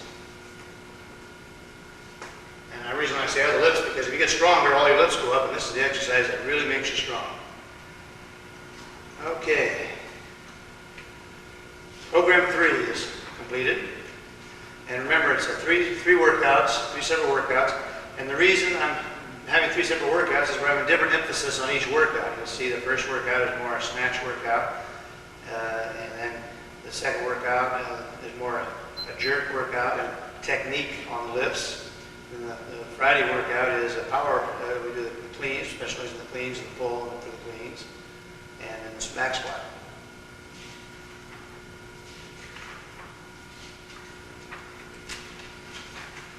Okay, now on program 12. This is another A, B, and C type of training program, Monday, Wednesday, Friday, or Tuesday, Thursday, Saturday, whichever you prefer. And now we're going to start doing some complete movements. And I'm just looking at this to see, before I change my camera here. Yes, okay, let me get these squat racks out of the way.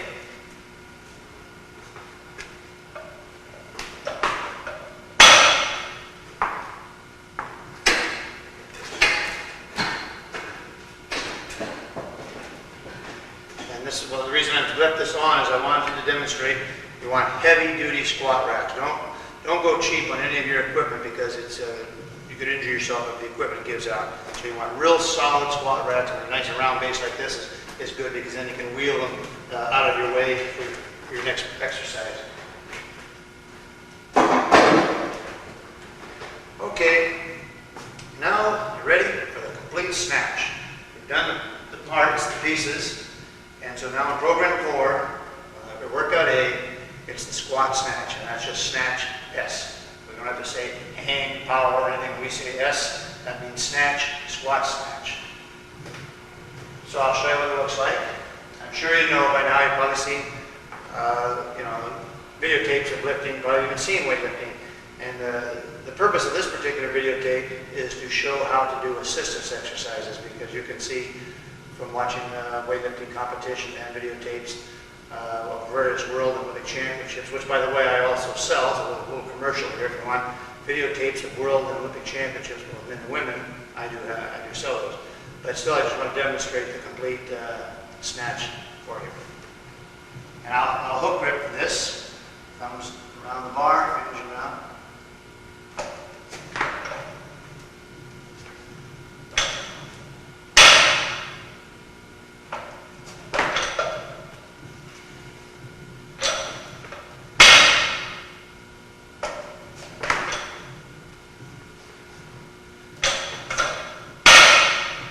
I'll do triple so I don't get so out of breath.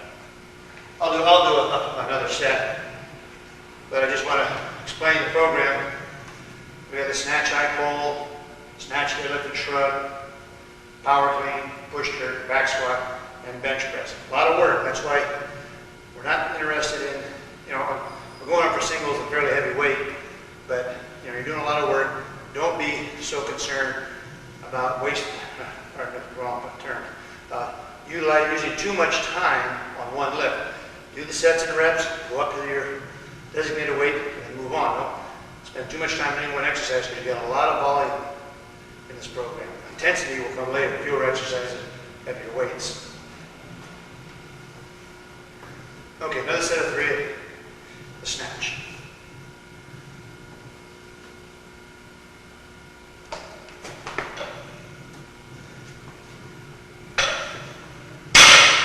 I didn't hook that set, forgot.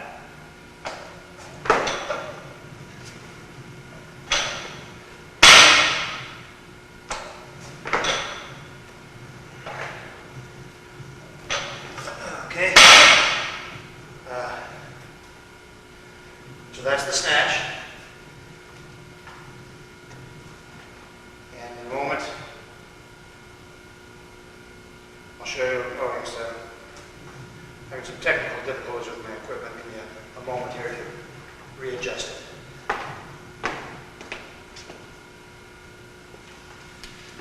Okay, I think I've got my technical difficulties under control. Like I say, this is not going to be a highly professional technical tape, but I hope that the information and the knowledge that you will gain from this videotape, which is done in a clinic format, will be extremely valuable, because this is the information that I have gained over many, many, many years, and I've trained many, many, many weightlifters, male and female, with these techniques and these programs, and so I think there's a lot of valuable information that you will be getting from this videotape. Okay, now we're on workout B. We start with jerks, and then jerk support and recovery, which I'll show you in a moment. I want to go through all these exercises before I rearrange my setup here. Okay, now overhead squat, hang, power, and squat, snatch. Okay, here's where I'm combining 2 exercises: power, snatch, and the squat snatch, but from the hang. Okay. So with the hook grip, bar on the thighs, power snatch, power snatch, squat snatch.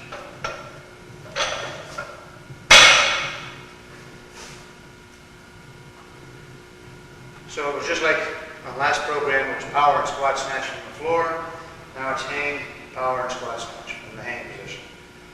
Okay, now hang, power, and squat clean.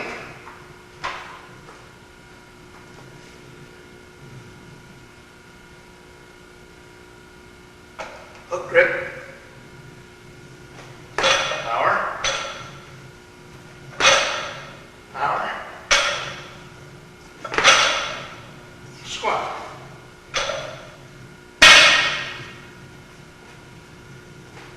So again, the only difference from what we did it last month is we did it from the hang. You'll find as we go through the programs, we do a lot of combinations. Okay, then you have bench press and incline press, and as I said before, they're very good upper body strengthening exercises that don't fatigue the low back, so that's why I've included them. Okay, workout C, the Friday workout. The new one is the clean. Now we're not doing the clean and jerk together yet. That's going to come later on. Each program will give you a little more of a complete weightlifting package. So this is the clean from the floor. All squat. Hook grip.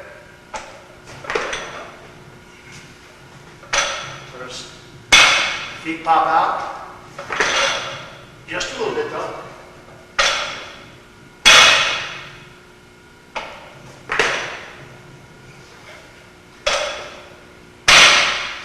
I'll do one more set. And then I've sold about 1,000 of these little manuals. Many of you have called and asked for me to explain some of the exercises and had some questions about training, and hopefully I've been able to answer them over the phone, and hopefully this videotape will answer them completely. But still feel free to call me if you have questions. Okay, so also you'll notice on this program 4, we're taking the snatch up for singles, we're taking the jerk up for singles on Wednesday, we're taking the clean up for singles on Friday. We still can't work, we don't know what you can lift yet, so this is kind of where to find out. But we're not so concerned with how much you can lift, but we're concerned with that you're lifting a fair amount of weight for 1 rep. So you're starting to bring the weightlifting together, all the technique, all the training, all the conditioning, trying to bring it in together for a one rep. But I'm going to do 3 more reps with the clean.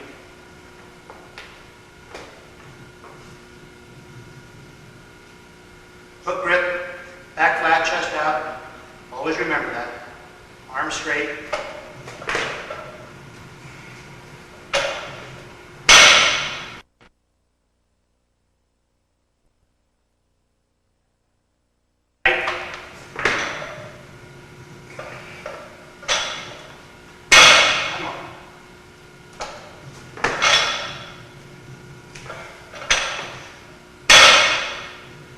Okay, I said something that says tight. It means you want your body to be taut, not flexing your muscle, like really tight so you can't move. Taut, so because you don't want to be loose, you don't want to be loosey-goosey. You're not dancing, you're lifting. Okay, now the front squat and jerk. That's going to be 5 front squats and 1 jerk. I'm not going to set the rack ups just because you know about the racks. But this exercise will be done off racks. So I'm going to do 5 front squats and then 1 jerk. Again, imagine there are racks here.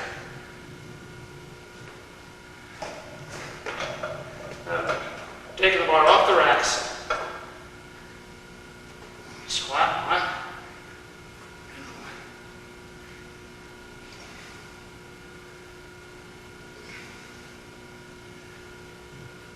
On the 5th one, bring the feet in and a jerk. And then back to my shoulders and back to my racks. I'll do another set, but I'll only do 3 reps. Whenever I have front squat and jerk, that's the number of reps you see is how many front squats you do, but you only do 1 jerk on the very last rep. So you'll see that throughout my course, and I didn't designate that, and that's something I'm correcting right now. So it's 5 front squats and 1 jerk, 4 front squats and 1 jerk, 3 front squats and 1 jerk, and then 2 front squats and 1 jerk for 3 sets. Remember, I go sets, then reps. Sets, then reps. Okay. One more demonstration.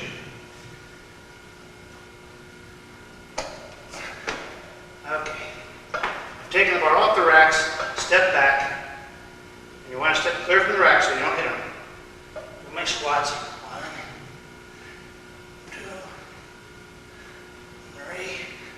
Bring the feet in. Jerk. Bring it down. Back in the rack. That's another thing. Most people, they clean, the feet go out a little wider, so when you do the jerk, you got to bring the feet in a little bit. Front squat and jerk. Okay, I'm going to set up for the jerk, support, and recovery. Move my camera. So, time out. Okay, change the thing around here. This is a power rack, and you need a good power rack. Again, sturdy power rack to do your jerk support and recoveries. because you can handle more weight in this exercise than you can in your jerk. Okay, take your clean grip. Well, first off, I have the bar at the height of approximately my head. Depending on the individual, higher or lower, a couple inches one way or the other. But let's just go put it the bar at the height of your head. In a power rack, a sturdy power rack, so you won't be falling anywhere. So I get my clean grip. Now I get into my jerk split position, and then I slowly recover, bringing the feet together. Then bring it down. Jerk split, arms are locked. Recover slowly without touching the sides of the rack. So you want to have a power rack that's got 6 to 8 inches. Let's see, this one is, this one's about 10 inches. You want a power rack 6 to 10 inches apart. And this exercise helps you with your overhead strength, your position for the jerk, controlling the jerk on the recovery. So let me try this again. Split position. I'm secure. The bar's over my ears. And then I recover in little steps and hold the weight without touching the sides. Then bring it down.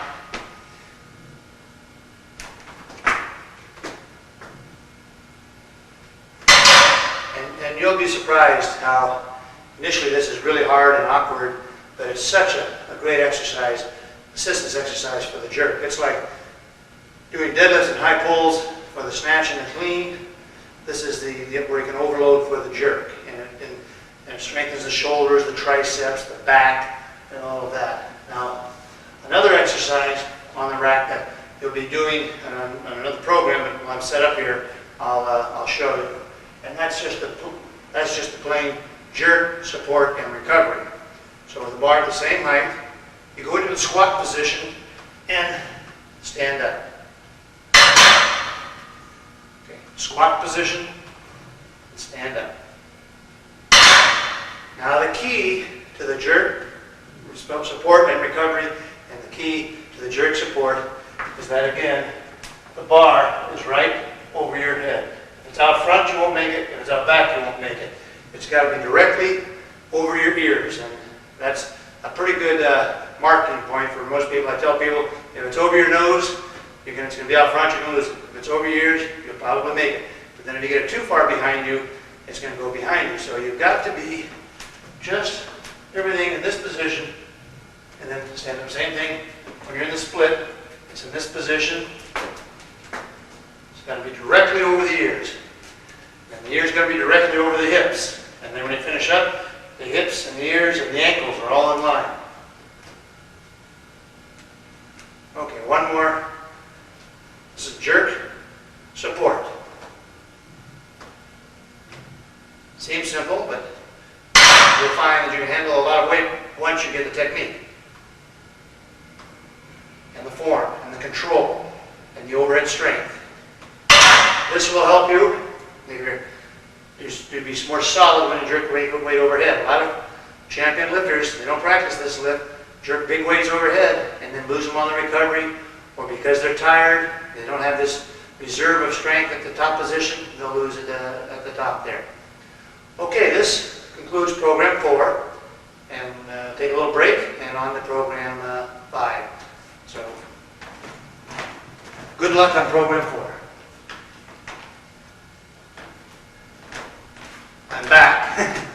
I forgot to mention in program 4, that's where you can start using straps on your pull. I just checked my notes, and so these are the straps that you wrap around a bar,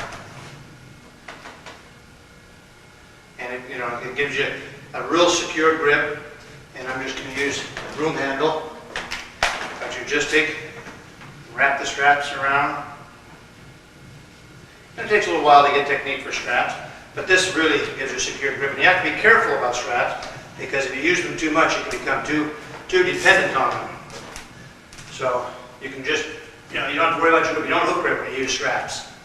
You can do all your movements, your pulls, your shrugs with straps. Later on, you'll even use the straps for your weightlifting, snatch and clean and jerks and so forth. But initially, I want to minimize the strap use because I want to strengthen the grip. I don't want you to develop a dependency on the strap. we'll be using the straps more in the other programs. The straps are just a canvas material is good, leather material is good. Just and this is an adjustable pair where you can got a little loop and it just goes through. And what it is, I'm not going to use bars. I'm going to explain it better. You catch the first one in a quarter position, stand up. The next rep in a half squat position, stand up. And the third rep all the way down. So descending snatches is quarter, first rep, half squat, second rep, and full squat for the third rep. Descending in height. 1/4, 1/2, full.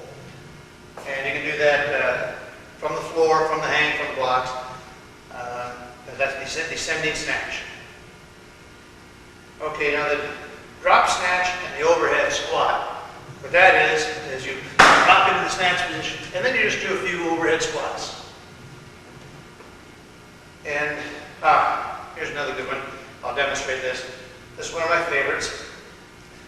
Power snatch from floor, squat snatch from the hang, or hang squat snatch. Power snatch from floor, hang squat snatch. Power snatch. Squat. That's an excellent exercise and for, again, technique, position. I'll demonstrate again. Power snatch from the floor, hang, squat snatch.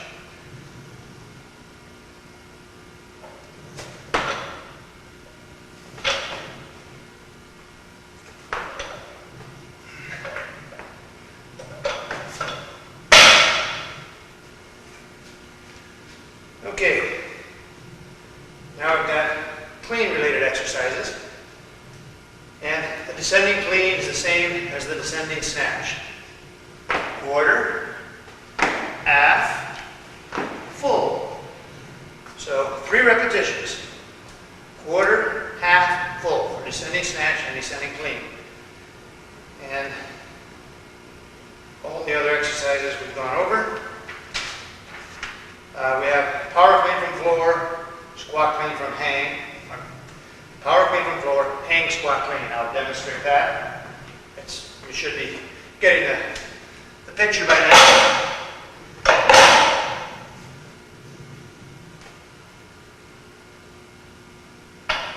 Power clean from the floor, squat clean from the hang.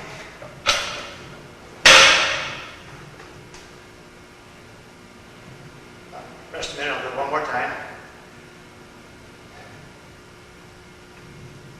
When you mix these exercises up like that, the athlete really has to concentrate, really think about what they're doing. And another reason for mixing them up is variety. Sometimes you get mentally, you don't want to go to the gym, you're tired of doing snatch after snatch after snatch. So these are variety, little variations. And they help you develop a consistent technique. You get control over the bar.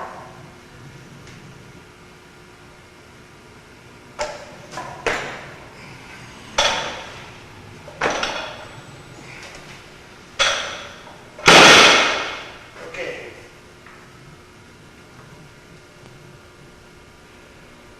Now we have jerk-related exercises. And the new one here is behind the neck jerk. Again, take it off the racks.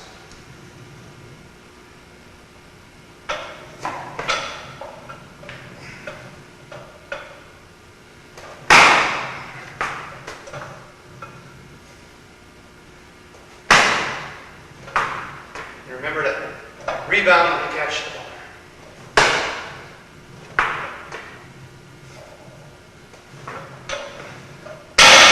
Behind the neck jerk, you got to be careful you don't tear your neck up.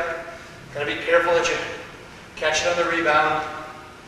And this is very, very good for someone who keeps jerking the bar out front. By jerking behind the head, you can learn, really get that technique and get the feel for the correct way to jerk that bar right over your ears. Okay, behind the neck push jerk is the same thing, bar behind your head, just push jerk. Bar behind your head, push jerk. And of course you catch it.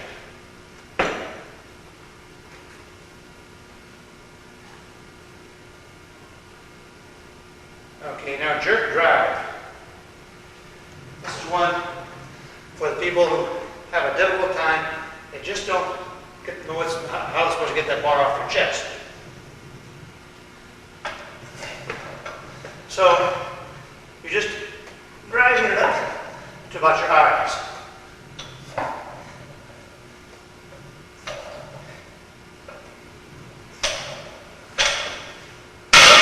You want to drive it up about your eyes and down, about your, and you go. Now this, be careful, because you can handle a fair amount of weight on this one, that you're not going to hurt yourself. You don't want to be jerking it out, driving it out front. It's got to come real close to your chin and your nose, which in everyone's weightlifting career, they can hit their chin or the nose on a jerk. And it's just, you'll do it once or twice, and then you'll learn to get your chin and nose out of the way.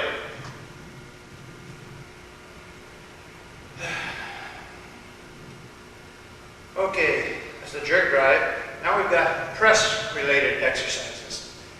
Military press, which is, in the old days, that was one of the Olympic lifts, but that got eliminated. It evolved into an Olympic press, and then the Olympic press got dropped from the program in 1972. But the military press is an excellent exercise for developing shoulder and tricep power. And it's just like that. No layback, no knee kick, no hip drive, no up on the toes.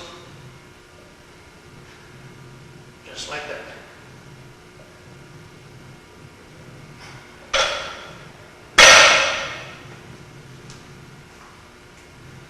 And then there's press behind the head, military press.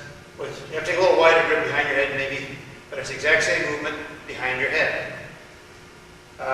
Press behind neck, push press. Just push behind the head, push press from behind your head. Snatch grip, push press. Widen your snatch grip. Boom. Boom. Okay. And then the snatch grip, push press, and overhead squat. And that's, I'll demonstrate that. Snatch grip, push press, and overhead squat.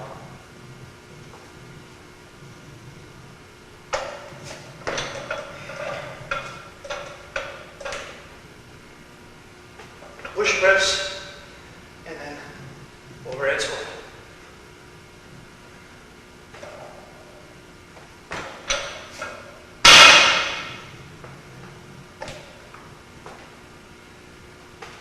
Snatch, grip, push jerk, and overhead squat.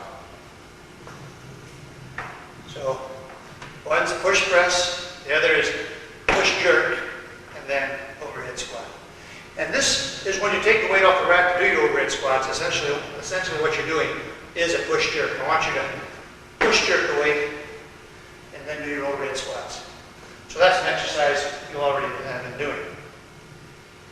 Okay. Then we've done front squat and jerk. Excuse me, before I move on. You can see combine power clean and push press. You can do power clean and push jerk with that. Okay, back squat, overhead squat, we've done those. Front squat and push jerk one. I just want to stress that when you do the front squat, there's a few reps of front squatting and then one push jerk.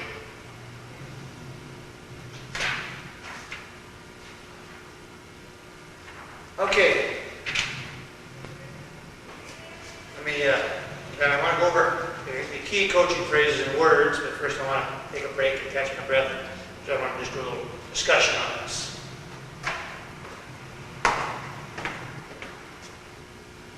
Okay, I want to go over my key coaching phrases and words. And first we'll start with the snatch and clean and the pull. Now, when you're coaching an athlete, or if you're coaching yourself, you can't think of every one of these things, but you want to dwell on some until you want to really work on one until you get that down, then you go to the other. The first one, this is very, very important, is hips higher than the knees, but lower than the shoulders. A lot of beginners, some beginners think they're going to start like this, some are like this, but it's the hips are higher than the knees, but lower than the shoulder. And that gives you a little bit of range for different athletes, different body types can do a few different things, but still, as long as your hips are above your knees, but lower than your shoulders, that's the correct starting position. So you might want to just stress that with the beginner. Always say hips higher than the knees, but lower than the shoulders. And once they get that, you say head up, back flat, and straight, arms straight, pull straight. So the hips are higher than the knees, lower than the shoulders, arms straight, back straight, head up, pull straight. Arms straight, back straight, head up, pull straight.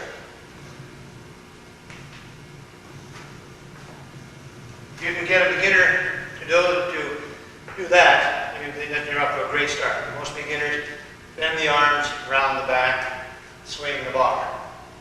Squeeze the bar off the floor. I discussed this earlier. And I tell people it's like shifting gears. You can't start your lift in third gear or second gear. First gear, which is squeeze. You're just breaking the gravitation pull. So squeeze the bar off the floor. Do not yank. Do not jerk. Squeeze it off the floor. And that's good. Keep the bar close. Another very common mistake. They just don't want to keep the bar close. It's natural. It's one of the hardest things to learn, is to keep that bar close. Keep the bar close at all times. Keep it close to your chest, keep it close to your legs, keep it close to your shin, but don't tear your body up. Some people scrape the heck out of their shins. We don't want to do that.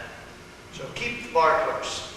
High on the thigh. When we say high on the thighs, that means you want the bar right here. If a person tries to explode from here, it's too soon. If you're up into this way up here, it's too late.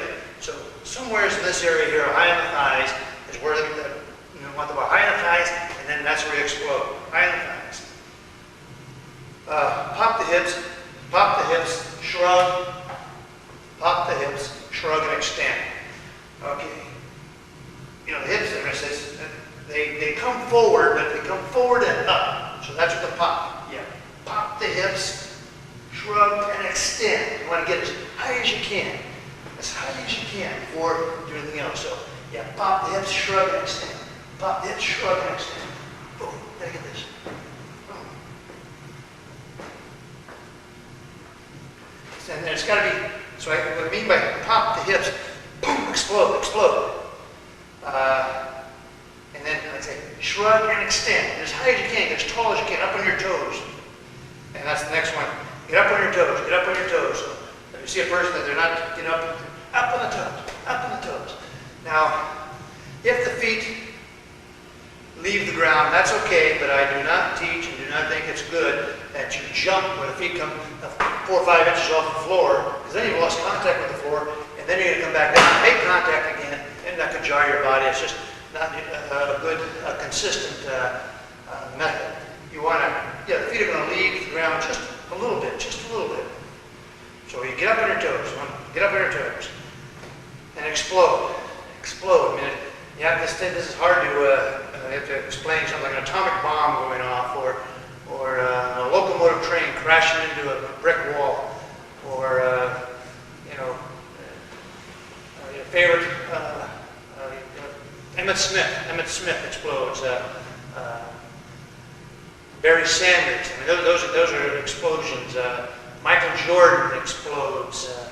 Tiger Woods explodes into the golf ball. And Roger Clemens explodes with a pitch. And Mark McGwire explodes when he hits a home run.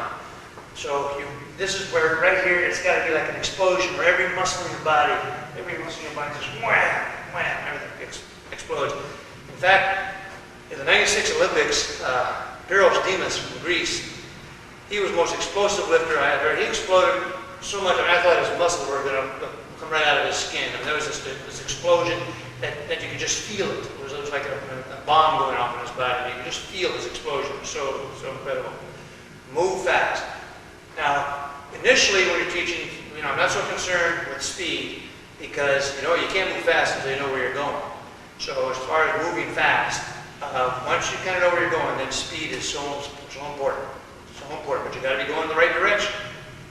And in a competition, I'll usually just say, you can't go through all of these things in a contest or when a lifter's going for a maximum. But if there's one thing I'd say to a lifter, pull hard and move fast. Because you've got to pull hard, you've got to put effort, you've got to put energy, you've got to crank on it, and then you've got to move fast. So pull hard, move fast, and concentrate.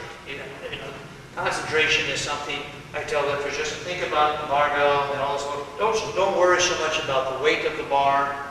Don't worry about what's going on out in the audience or in the rest of the gym or the training hall. Concentrate on how you're going to lift the weight. Not that, oh God, this is 200 kilos and I've never done this before. Think about, okay, I've got to explode. I've got to pull hard, move fast.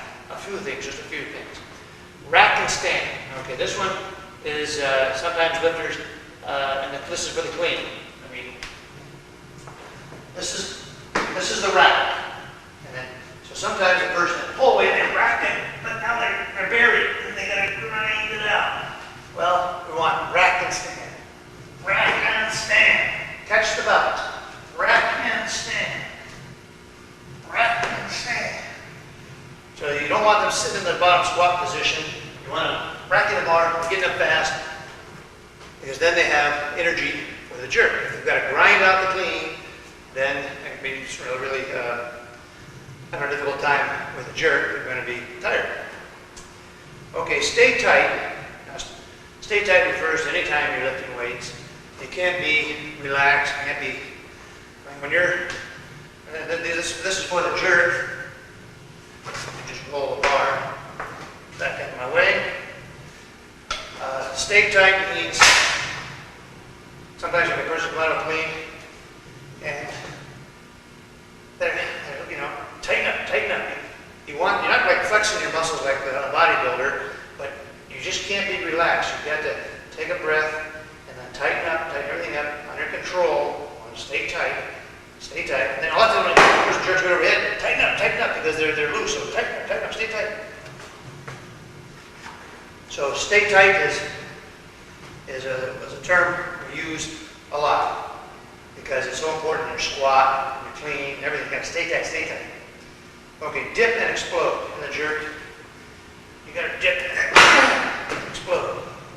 It's just, you got to just come out of there like an atomic bomb. Move fast.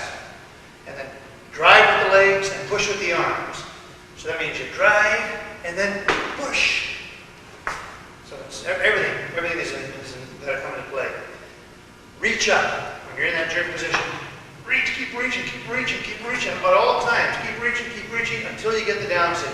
Reach up. I tell sometimes, shoulders to your earlobes, which is also a good one in the snatch. In the snatch, you've got to reach up, you got to reach. And then push, and keep pushing. When a lifter is here and they're struggling, push, keep pushing. Keep pushing. Don't let up or don't quit. I say push. Just keep it simple and direct. Push. Control recovery. Okay, the person's got there reaching up, they're struggling, and you say control it. That means just little steps, under control. Control recovery. And hold it. Once you're here, steady. If you're struggling, hold it. These are key terms for the lifts, and like I say, for the snatch and the jerk. Reach up. Another thing I tell lifters when I start them off, I say there's three things you got to know before you can be a real good weightlifter. One of them is you have to be able to count. When we say 5 reps, we want 5 reps, not 4 reps, not 3 reps, we want 5 reps. Or when we want 3 reps, we want 3 reps, not 3 sets. So you got to be able to count your reps and count your sets. Then the other thing is you got to be able to add. When I say I want 160 kilos, I want you to be able to know what it takes to make 160 kilos on the bar. Or if I want 157 kilos. So you've got to be able to count your reps add your weight, make sure you get them on correctly, and people say, well, that's not too difficult, you'd be surprised. And then the other one, and this is the laugher, I say, and you got to know which way is up. Because, you know, if you're jerking a weight that's out front, it's going to come crashing down. Up is over the ears, straight up. And a lot of beginners, they don't know which way, they're just, you know, they don't know where to put the bar. And so it's up, up. And oftentimes when I ask people that question, they go like this, they go, that's up. Well, weightlifting terms, that's not up. Weightlifting terms, this is up. You're reaching up, you're pointing straight up. Pointing straight up. So I mean, you teach a person right off the bat which way is up, because that's what weightlifting is about. It's lifting weights up, up. Okay, on the back squat, or the front squat, all squats is a better example, for example, we say chest out. You want that chest out, because that keeps the back flat, keep that back flat, and the chest is out of the front squat, the overhead squat, and the back squat. Chest out, chest out. Because if the chest caves, then this will happen, and that's not good for the back. Hips tight. I mean, when you're standing here, you gotta keep those hips. This is where your seat of power is where it all comes from. So you gotta, and as you come here, you go hips, hips, hips, hips, hips, hips, hips. Drag your hips, and then push with your feet through the floor. This is something I haven't discussed, but on lifting off the floor, on squatting, people say, well, do I push with my heels or my toes? I say you push with your big toe, your middle toe, every single toe you got, the balls of your feet, and the heels. You push everything evenly through the floor, when you're pulling off the floor, when you're squatting, when you're jerking, when you're lifting weights, you use the entire floor. That's why it's important that you have a good shoe. So push your feet through the floor. So you're coming down here, you're pushing up and you're pushing down. And then so that you'll go up. Drive with the hips. That's this point here. You're right here. Hips, drive with the hips, drive with the hips, drive with the hips, drive with the hips. Because you don't want to go forward and use the back. Use your elbows. Coming out of the squat. Flex those elbows, and push up with the arms and the elbows. Push up. Use every muscle. And when you're doing a heavy squat, you feel like you're going to blow a gasket in your head and you're pushing with everything you got. And some people do. Sometimes people get regular blood vessels in their eyes, or they get nosebleeds, or your head's throbbing when you're done. Use every muscle in your body when you're squatting. There's no finer. That's why it's such a great strength developer, because you've got to use every single muscle. Work hard. When you're doing squats, it's hard work. No shortcuts. Squats are hard work, and you got to do them. Be tough. And they're a little painful too. They're not fun. But when we're doing squats in the gym, I say, okay, we're now going to do America's favorite exercise, squats. And that's a big laugh. How many gyms you see? So I've got in my gym, about 7 squat racks, and that's probably more squat racks than on the rest of San Francisco, and all the whatever number of gyms there are. So you've got to be tough to squat. Squatting, going to be a good squatter and a good weightlifter, you've got to be tough. And keep fighting. When you're coming out of that squat and it's heavy and it's hard, you want to quit, nope. Keep fighting, keep fighting, keep fighting, keep pushing. And concentrate. Again, you must concentrate to the absolute, all of your ability to concentrate, where the place could be burning down, but you can finish that lift and then get out of there. Okay. Next, we have the percentage chart here. Like I say, you can use a slide rule, or you can, you can go down and figure your percentages. And I won't go over that. You can it's easy enough to figure out 95% of everything. It's all right here. Now, I'm very, very emphatic about keeping records of your workouts, so that when your workouts are going good, that's wonderful. But when your workouts aren't going so good, you can go back to your records and see, well, what was I doing when things were working right? And say, oh, okay, that's what I was doing wrong. I was training at a different time of day, or I weighed a little different, or I was figuring my percentages off something. So I have a percent worksheet here. So you can put down your 100% clean, and then 90% of your 100% clean, you'll see here, well, that's approximately power clean. I mean, 80 to 90% of your clean should be your power clean. And then I got jerk, got the jerk, then we got, the most you can lift overhead would be the jerk, and the second most you can lift over the head would be from push jerk, and then push press is even less, and we don't have military press on here, but military press is even less. So this is a guideline for your percentages and to keep track of and see how you're doing. If your power clean is higher than 90% of your squat clean, that means your squat clean is not so good. And people say, oh, that should mean my power clean is really good. Well, yeah, but you should be squat cleaning more. Maybe there's a reason for it. Maybe you don't have strong legs. And just like if you're push jerking more than if you're push jerking too close to your split jerk, well then you've got to. This is a guideline to try to have the proper balance and relationships between your assistance exercises and your maximum exercises, and then you can kind of check to see how balanced your lifting is. And it takes a few years to find out and to develop and get good balance.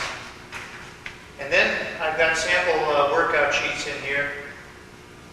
You know, keep track of your workouts. I get people that come to me and they say, well, how much do you know?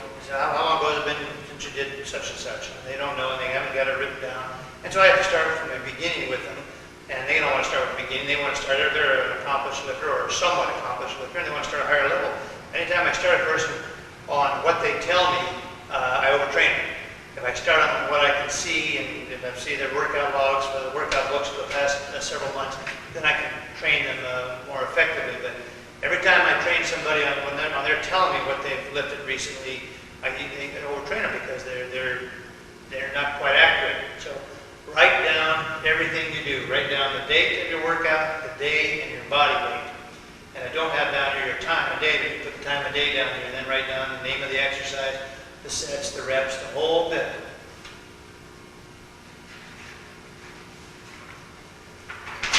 And then I have for workout, for competitions, I have a competition form here that you can keep track of. You write down your warm-ups, write down your intended attempts, and then your actual attempts. So right here you got your name of the competition site, the weight class, your body weight. And it's important to know the number of competitors in your class because if there's a whole lot of competitors, sometimes you will do poorly because there's just too many competitors. You couldn't get your warm-ups in, too much time in between attempts. And of course, but keep track of these things. All your warm-ups, your intended lifts, and your actual lifts. I can't stress enough the record, how important it is to keep records of your working out, of your competitions, and it benefits you not so much when things are going right, but it benefits you when things aren't going right. You go back and say, what was I doing different now than when I was before? And no two program cycles are going to be exactly alike. You've got to be flexible. You can take a program cycle, the 8-week cycle, and program 6 and 7, do it for 8 weeks, and then do it again, and try to do the same percentage, the same weights, and it just won't work. Our bodies goes through different cycles and different things that happen in our life which throw our training off. But you've always got to try to do your best and stay as close to the program as you can. If you vary from a little bit, don't worry about it. I remember when I first started training, one of my first coaches said if you had a nickel for every bad workout, he'd be able to drive a nice expensive car. Well, nowadays with inflation, I tell them if I had $1 for every bad workout I've had, or some of my top lifters have had, I'd be able to drive a fantastically expensive car. You can have more bad workouts than good workouts, but the good workouts and the good competitions make it all worthwhile. So that's the information, that's the details, that's what went into making this manual and this videotape. I hope that you enjoy it. I hope that it improves your lifting, and I am available for give me a call if you have any questions, if you want any explanations. Hey, if you're in San Francisco, stop by the Sports Balance, and if you bought my manual or my videotape, then you'll get a free workout and a free training session with me. But call to make sure I'm in town. Well, good luck, good lifting, and like I like to say, weightlifting is fun. Lifting heavy weights is more fun. So let's have lots of fun. Thank you. Good training.